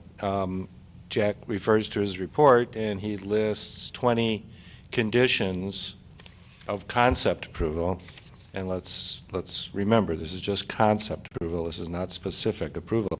But do you have any objections or reaction to any of the 20 conditions listed? No, having reviewed them, not necessarily. I think our concern would be the timing of getting the approval so that we can get started with the historic brewery. I think if we can do the Common Council, if we were able to package these approvals, we understand we need to do a traffic study, and we're engaging that right away. So that's going to be a 4 or 5 week process, if I'm not mistaken. But we're on in the ideal world, we'd be advancing the ball, at least on Building A. We have that scheduled for a spring. You know, we'd like to get that building going now, so the dates will slip. But so really, having read that, I went through again, I can't speak for Tom Neiman, but from what I reviewed, I read in detail Jack's comments, and a lot of them were what we fully intended to do anyway, so I see no concerns.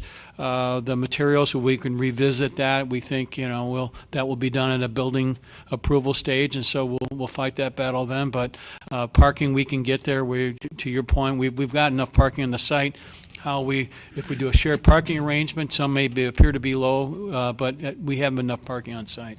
Greg, anything you want to chime in on that? Yeah, if I may, I'm Greg Thompson, project manager for the Foxtown Development Project. Just to clarify the schedule that we're hoping to meet, that would be to actually start work on the site and in the historic brewery building this winter, hopefully in January if we can get through the approval process that we need to comply with. And then in the spring of 2018, Building B, the building between the historic brewery and the Spectrum Investments building, we would have groundbreaking for that building, the infill building, of spring of next year. The hope is to open the historic brewery building in time for Oktoberfest in 2018. And then the building in between the historic building and Spectrum, which would have Argento's restaurant, the banquet hall, and office space. We'd be looking to complete that building around the end of the year, and then there will be some tenant improvement work happening after that. And I'm sure Bob would like to start his apartment first phase by spring of 2018 as well. Correct. Just the one thing that struck me when I read this was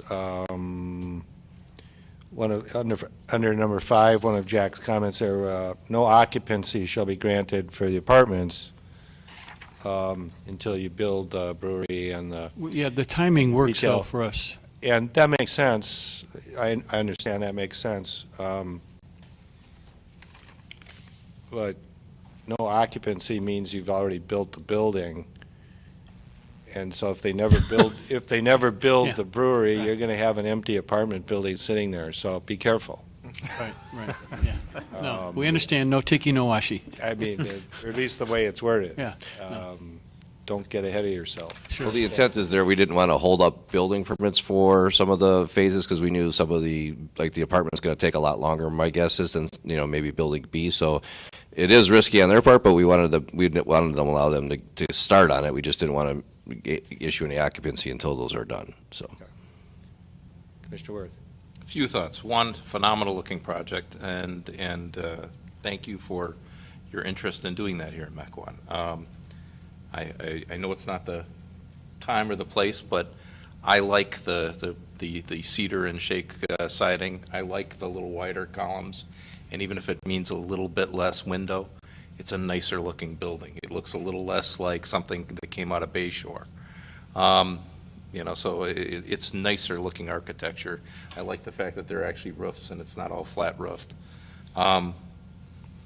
I think the conditions, as Jack laid them out, make sense. I also would caution you to, both sides need to keep this moving because there's a lot of steps, including, and it's not for tonight. I don't even know why it's in this memo, but the whole concept of the incentive part is going to be an interesting discussion.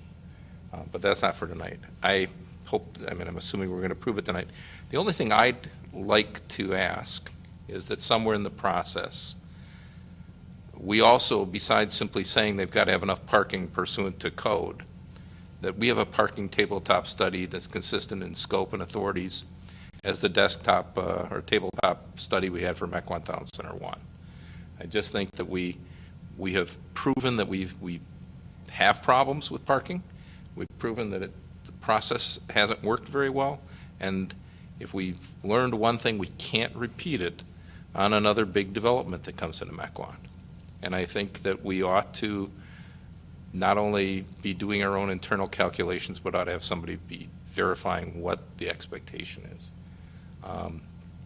Because we can't afford to have this as messed up as we've had Mequon Town Center 1. So it's one additional requirement I'd ask to have added to the list when I move to approve. And that could be done maybe in conjunction with the traffic analysis that's being done. But other than that, it's a great looking project. Mason. Great project. Thank you for taking the risk. I'm sure you've already spent a lot of money to this point. And we appreciate it's a long time coming, and it will be a really welcome addition to the community. I see that it's going to be done in phases, so if you look at a timeline from first phase to the last phase and general delays and things that can happen with a project, is this a 4-year project, 6-year project from start to finish of all phases? I think probably 6 is the worst case. 4 is maybe, I'd say between 4 and 6. If I had to guess, I'd say 5. It all depends on the market. If things continue to go as strong as they are, it could possibly be done sooner. But I think the dates that we put in there are reasonable.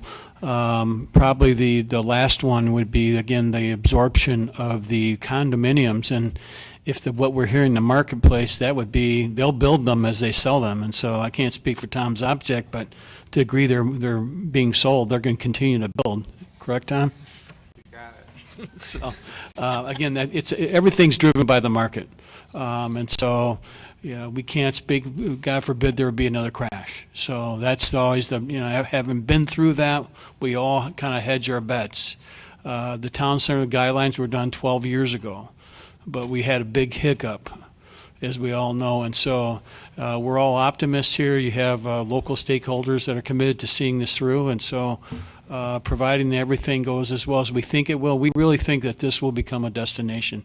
A lot of things that are being proposed are very, very unique to Mequon, and Tom Neiman is a visionary of this project, and so we feel very confident that this project will be a success, and I think certainly your time frame, 4 to 6 years, seems very, very reasonable. Okay. And if I may, just to add on to that comment, the exciting part, I think, for this project and for Mequon is that in the first 2 years, you'll see all of the infrastructure work completed. You'll see building A, B, at least the first phase of C completed, and the Foxyard Brewery, Hamburg Hall project D completed. Also, I would think with the interest that Tom Zabdek's getting, you'll see at least the first phase of Project F, the condominium homes, also underway. So a lot's going to happen in the first 2 years. The following couple of years after that, 2-3 years after that, will be the E1, 2, and 3 buildings and the possible community recreation center. And these are all synergistic with each other, so to the degree they're happening, Milwaukee's always been a kick the tires market. So once they start to see that's real, then that's when things really heat up. So again, we feel very confident. We just need to get it going. And I think on the positive side, we talk about Town Center 1 and having the parking issue. Well, it's probably good we have a parking issue because that means people want to come here. People want this type of activity. If we didn't have a parking issue, we'd probably have a bigger problem. We wouldn't have any people. Yeah. Okay. You have a motion? I'd move to recommend rezoning to the Common Council and to approve the concept plan subject to staff conditions and requirements with the addition of a parking desktop study consistent in its scope and authorities as the desktop study for Mequon Town Center 1. I'll second that. We have a motion and a second. Any further discussion? Still had some comments. Mr. Parrish? It's kind of a big project, so. First of all, I just wanted to commend the team for all the different parties involved. You guys just did a hell of a job with your presentation and bringing it all together. Everyone's very excited about it. The materials, as far as what you're presenting, I think everything looks really consistent and will be really nice for all intended. For the first town centers, one thing that we encouraged out of the Cindy and Blair, then out of Town Center 1 and 2, was like benches and kind of common area meeting places throughout. So wherever there was sidewalks, in particular with the retail, and I'm not so much sure if it's needed with the condos and things like that, but I'd say for, buildings B, C, E, and D, Even if you look at some of the renderings in the video there, there are some elements, but absolutely the wayfinding signage, the lighting, the landscaping, all that, which has not really been dialed in right now, Sure. all that will be integrated, and so great comment. Thanks. How many pocket homes are going to be done right away, just as like demo? 21. But how many? Total of 21. How many on day one are you going to make? Just Well, they're in a row, so we're going to have to build, I believe it's 8. There's 2 rows of 8, and then On the row of 5. 5. Okay. That's 21. Yeah. Okay. Well, I spoke on this last time, and I don't want to harp on it. I'm still not seeing the condominium or the pocket home concept here. It feels out of place to me. I certainly don't want to hold up the whole project, and the developer is the one taking the risk, and Lakeside knows everything about condos in our market, so I wouldn't want to go head to head with Tom and debate like demand for this type of product. I'm still struggling with $500,000 for these condos with no front and backyards and no amenities other than like a gazebo and, Google School Street. Sure. Yeah, and check that out. Admittedly, that's Libertyville. I got it. I've been looking at the pictures and I'll vote yes, and you can proceed. I just wanted to make my point that I'm not quite seeing it, and maybe this could be a phase 3, once the market determines what should go there. I mean, I envisioned a bunch of Spectrum type office buildings there as like a little corporate office park, and I just, for the life of me, don't see it there. But I really appreciate the investment of the developer, and I'm still voting yes. So I'm just expressing a concern. Somebody in the back of the room raising his hand. Thank you. Okay. Sir? Address the council for a second. Commission. First off, my name is Matt Haven. I'm the president of Telsmith. I would be one of the neighbors to the south of this development. I recommend and commend the effort you guys put together. I too have a concern about the residential property or the condos that would be adjacent to our property. You know, I mean, we've been a resident there for 45 years conducting business. And again, I think the traffic study is a very vital thing that we need to do to make certain that, you know, obviously the businesses that are in the industrial park, you know, we have to continue to do business. We want to be good neighbors. But, you know, obviously we are a little bit noisy at times. And over the years, you know, we ended up having to do quite a bit of work on the backside of our facility as the development went in there to the east of us. So we had to put berms in there and do a lot of other work to try to make sure we were good neighbors. And we just want to make certain that, you know, as the development moves forward, we're 100% with the commercial side, but I too struggle with the residential, you know, the condos, you know, right adjacent to the industrial park. So I'd just like you to take that into consideration, and then obviously I want to try to work with everybody as we move this project forward. So thank you. Thank you, sir, for your comments. Any other commissioners? Could we have staff respond to that? With regard to the, Telsmith? Yeah, the condos right next to Telsmith. well, there is there is a bit of a gap there, I think. You know, I think we were a little bit concerned at one point as well with the single family. I guess but in the long run, if for some reason this area does not become marketable and it sits somewhat vacant for a while, I don't think that really detracts from the project itself. So I think we're I guess at this point comfortable with taking that risk. But if it develops, are we going to have, is it like people building a house next to the airport and then complaining about the noise? It's possible. I guess that could be somewhat hopefully handled with their covenants and restrictions. I mean, I think right now we do get probably more complaints. Well, in the past we've gotten more complaints maybe with some of the noise from the ready mix plant by some of the neighbors. Since I've been here, I've never received a complaint with anybody regard to Telsmith from across the way. So maybe the Birmingham that they put in years ago did a good job. But I think there's other areas. This is going to be a lifestyle choice, and I think there's other areas, especially in Bayview or downtown or other areas where there are single families that are this price range that are relatively close to other types of uses that may not be the most the quietest. So I think somebody's going to have to buy into this vision to want to live there. So. Yeah, and the responsibility is going to be with the developer, not with the industrial business that's already there. The responsibility is going to be with the developer of the homes rather than with the industrial building that is already there. Will we add that to the development agreement when there's ultimately one done for this? If that's something that's necessary. We can. We will have a development agreement going forward, and we could put language in there to. If people that live on a golf course that complain about, what's happening at the country club, so it's not new. We can deal with that. Okay. So we have a motion and a second. Is there any further discussion? All those in favor say aye. Aye. Any opposed? Of course not. Thank you very much. 8-0. It's been approved. Good luck. Thank you all for coming out, by the way, too. Yeah, sure.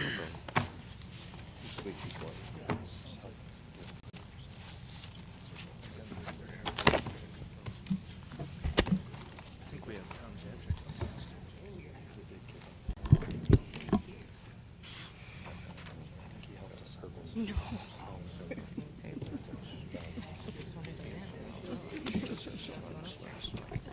I'll tell you a story in the morning. I remember the name. Oh my gosh, this chair. Yeah. I think he does a better job. Oh. That's upside down. All right, moving on to our last item for tonight. City of Mequon is seeking text amendment related to residential uses in the town center and arrival corridor zoning district districts related to single-family and multifamily dwellings. Good evening, Commissioners. We spoke about this possible text amendment at our last month's meeting. We took the direction from the Planning Commission about the interest in increasing the opportunity for owner-occupied units and therefore looking to allow for detached single-family structures as part of the housing mix for Town Center. We heard that there's still an interest in maintaining a range of densities, in that particularly in the arrival corridor, looking at smaller scaled multiple family structures as part of a change to the design standards and guidelines for multiple family. So the first recommendation would be to allow for the provision of detached single-family structures and uses, and again, with the goal of increasing that range of housing types and owner occupancy. So we developed some standards as it relates, and we kind of took as it relates to that use, and we kind of took a hybrid approach. We're still recommending that single-family residential development would be part of a PUD. A PUD in the town center has a minimum lot size of 1 acre. And we established then some specific design standards associated with that.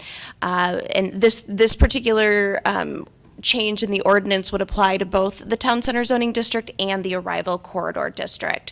So because we think single-family residential uses are going to be most appropriate around the fringe of the neighborhood, and then of course some infill sites that are probably deeper back on Mequon Road, we indicate that single-family would not abut Mequon Road. We don't think the market would respond to that anyway, just given the amount of traffic on that road. And in terms of a goal of trying to meet more of a traditional neighborhood design, which I list in the staff report some of the intents behind a neighborhood, traditional neighborhood, we talk about the lot width being established at a minimum of 36 feet and a maximum of 80. That will allow for a range of side yard setbacks as it relates to the height of those single-family structures, and it will also allow for different or varying widths associated with the floor plans for the single-family homes, and I can talk about that a little bit further if we need to.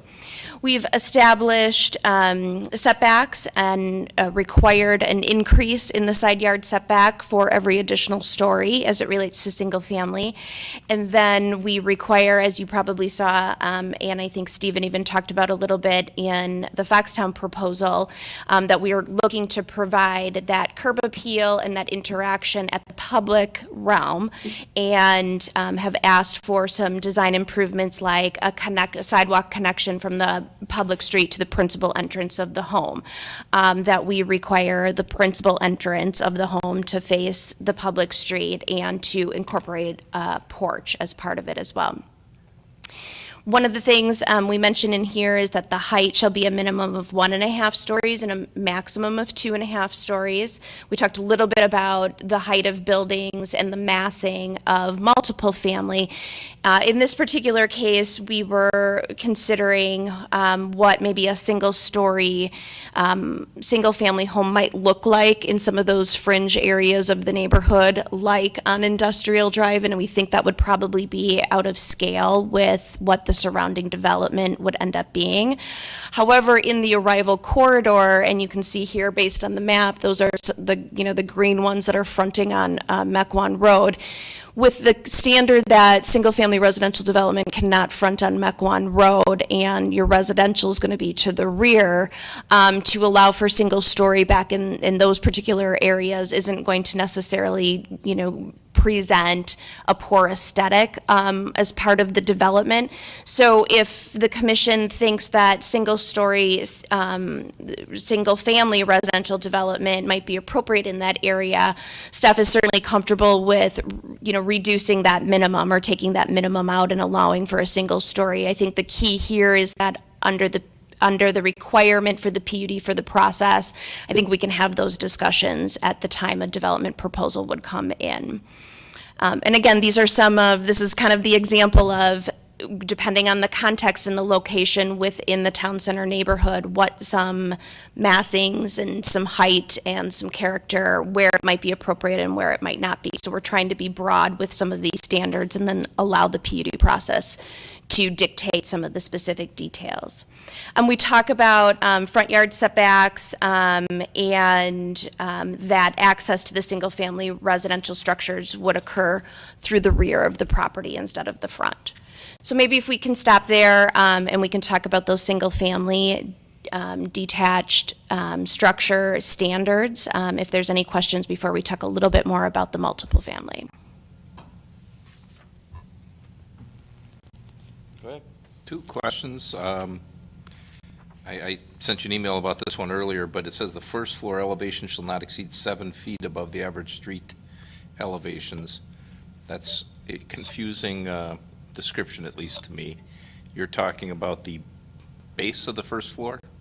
Correct, Shall the not be grade. more than 7 feet above? Correct, and we're trying to make sure that the grade change between the public right-of-way and that grade of that first floor elevation isn't too dramatic in that shorter distance of that required front yard setback. Isn't that still a pretty dramatic grade change, 7 feet? Well, the front yard setback can be up to 25 feet.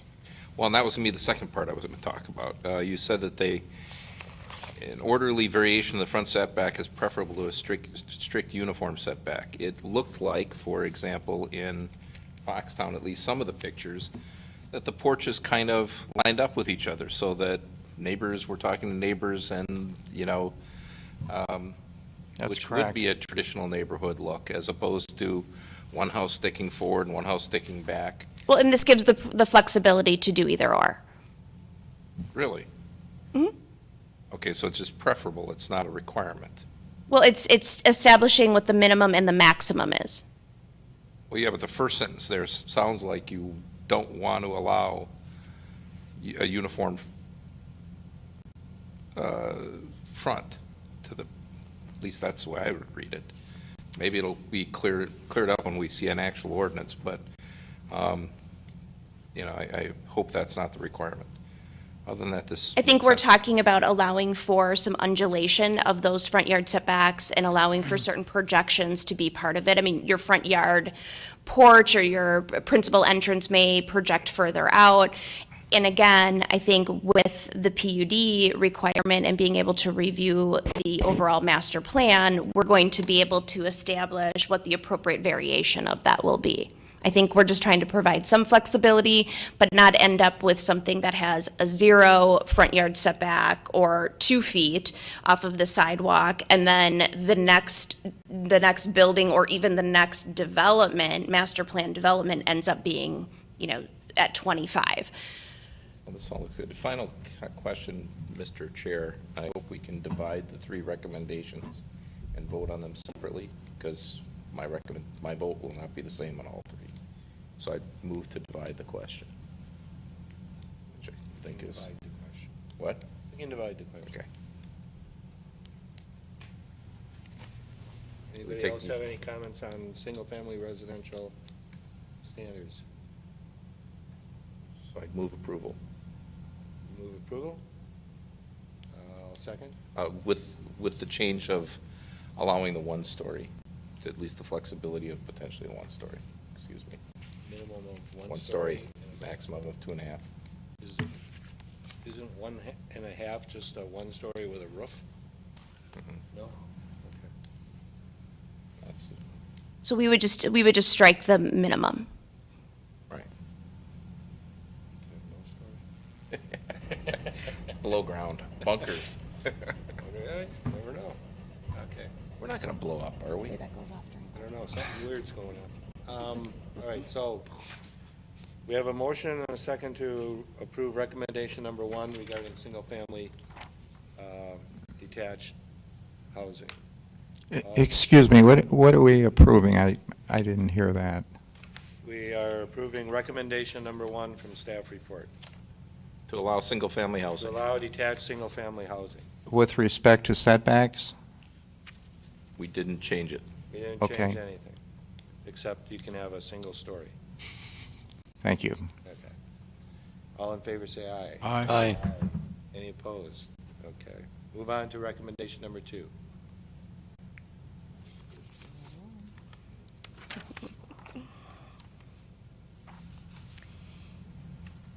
So I think what I took away from the Planning Commission discussion last month was, again, an interest in sending a signal early on to developers about what our expectations are in terms of the development in this particular area. We spent some time and included in the packet last month of what's left in terms of arrival corridor zoned sites, and the map is up here for your reference. Again, essentially, we're talking about properties that are wrapping the corner of Mequon and Wauwatosa, and then a few properties on either side of the reserve current development project.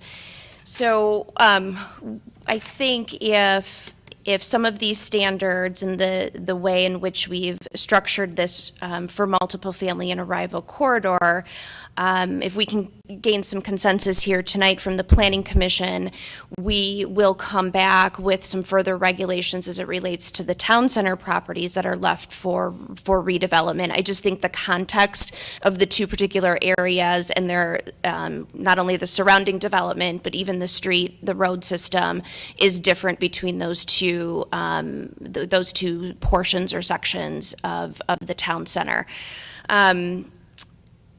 The recommendation here is to, again, develop some specific standards as it relates to multiple family. We're likely going to see those mostly appropriately located as transitional uses.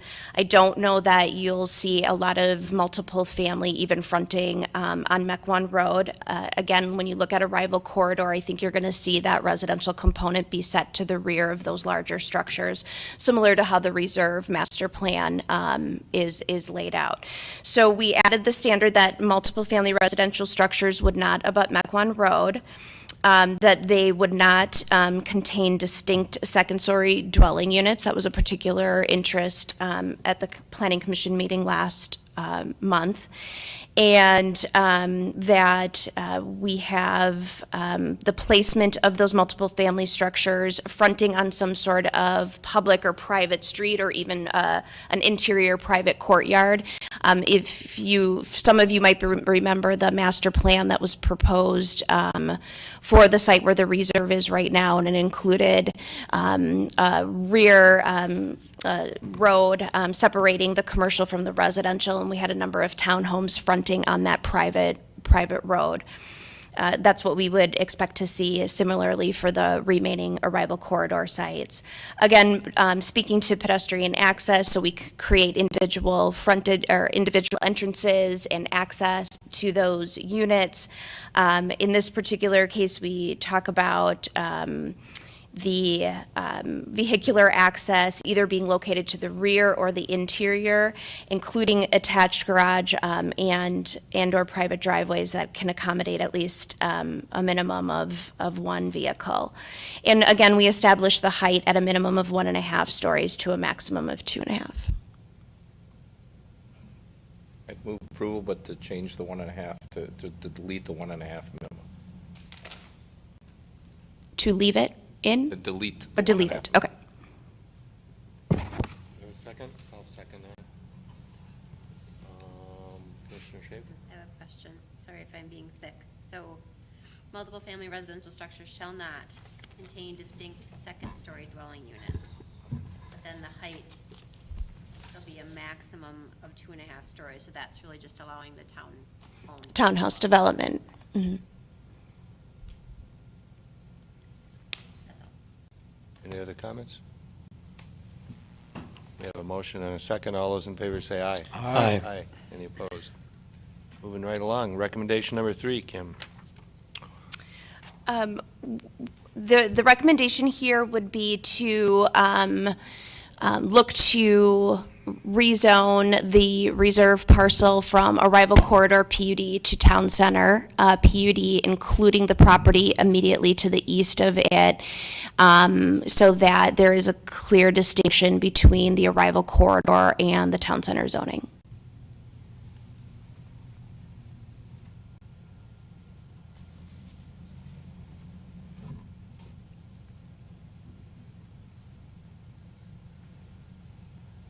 Kim, you're suggesting changing the arrival corridor to town center zoning to the east of where?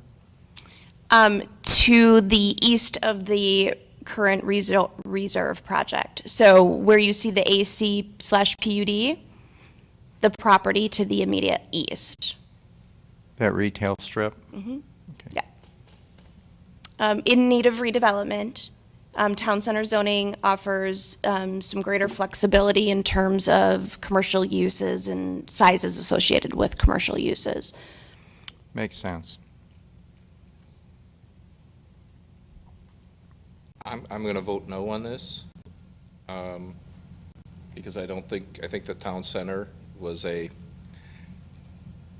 supposed to be a somewhat compact area. It's simply growing the amount of area where we're potentially going to see, denser development, larger apartments, and a different type of development.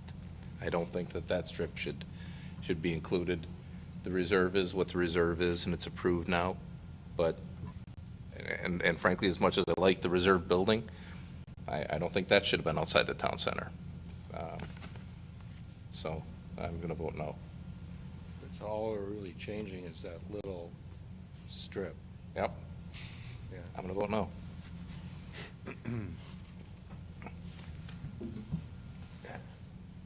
Which also backs Does the owner of the reserve have any opinion on that? Apparently not. It's not our property, and It's not? We're rezoning your property. Lakeside owns the front piece. I would be in favor of changing that to town center.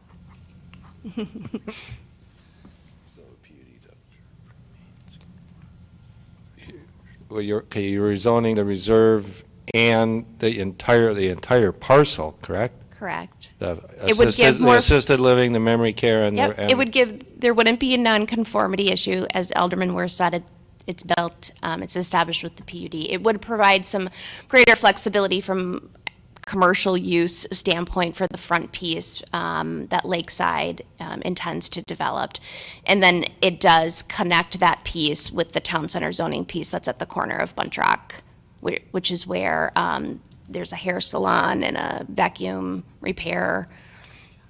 And then a health clinic. What's that? And then the health thing, the health clinic? Oh, that one's already zoned. already town That's already zoned town center. Okay. Kim, what about the site to the west of the reserve? We did not consider rezoning that. Gotta draw a line. Part of the discussion here is limiting the amount of apartments and generally the overall massing of the residential structures for what remains as part of the arrival corridor zoning district. So there's no intended change to rezone anything further west other than its current zoning. Kim, the idea is that the reserve is already high density, so you're trying to put it into the town center because town center is already high density? Well, no, I mean, it's developed under the current arrival corridor standards.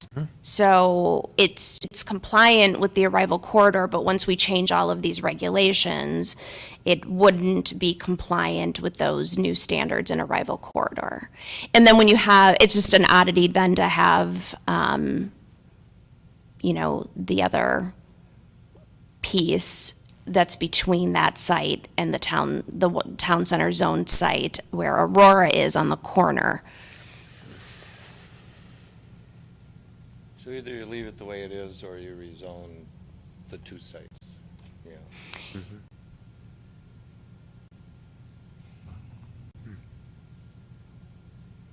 Yeah, I know, we're struggling with this. Solid question. For the piece, Hopefully it's really not up to us. for the piece in the middle, is there any negative to it going to the negative for the current owners? Is there something that wouldn't be allowed when it switches to town center instead of arrival corridor? Oh, no, it's a positive for them. Well, the I'm town center, assuming- the town center zoning is generally more flexible in terms of its uses, and it provides greater flexibility in terms of its overall, density, FAR, massing, et cetera. I was assuming it was more flexible, but. Yes. I mean, this is like when we rezoned all the properties back in 2007. I mean, I think we had 0 people complain because they knew that there was value being added to the property. I have a question. Would this now take our property and make it considered legal non-conforming? Well, the change to the arrival corridor district standards would create that issue for you as you're currently developed, which is why we're suggesting modifying it to town Because center. there is a distinct disadvantage to having a legal non-conforming building that was just recently But completed. once you're in the PUD, it's no longer, it's not legal non-conforming because it's approved under a PUD overlay. So all of the way it's approved is conforms to the standards in the PUD. So no, it doesn't make you legal non-conforming, at least that's certainly not my belief. I think with the density issue, that could still create a problem. The density, the PUD ordinance we have now does not allow you to change or increase density. So But that it's would be- already done. But that's the only question, because that's the only thing we're not flexible with in the PUD is whether we can add density to what's permitted under the base zoning. So that would be the only question. Anybody have a motion on recommendation number 3? Yes. If you'd like, we can come back with, a little bit more of an assessment of what the potential on that middle piece would be Doesn't between the arrival corridor and the town center district. I mean, if it's, again, the reserve project is developed, of course, we want to put them in the best position possible to continue with all of their other contingencies and insurance and everything else. But we can look at that potential AC site that would be potentially redeveloped, and we can look at the 2 different zoning districts and what you might see in terms of development and scale there and make your decision. Well, it's going to be left out if Commissioner Schaefer? Has anyone talked to that owner of that property and then the existing tenants? They're gonna be squeezed, Back in when they know that this is going on, because I think it stands to impact them. No, it's not. I mean, Own town center. I think it makes the property more valuable. Yeah. And I think that will potentially impact the people who are there. Do they know that this is even? They don't know that that issue is being addressed right now.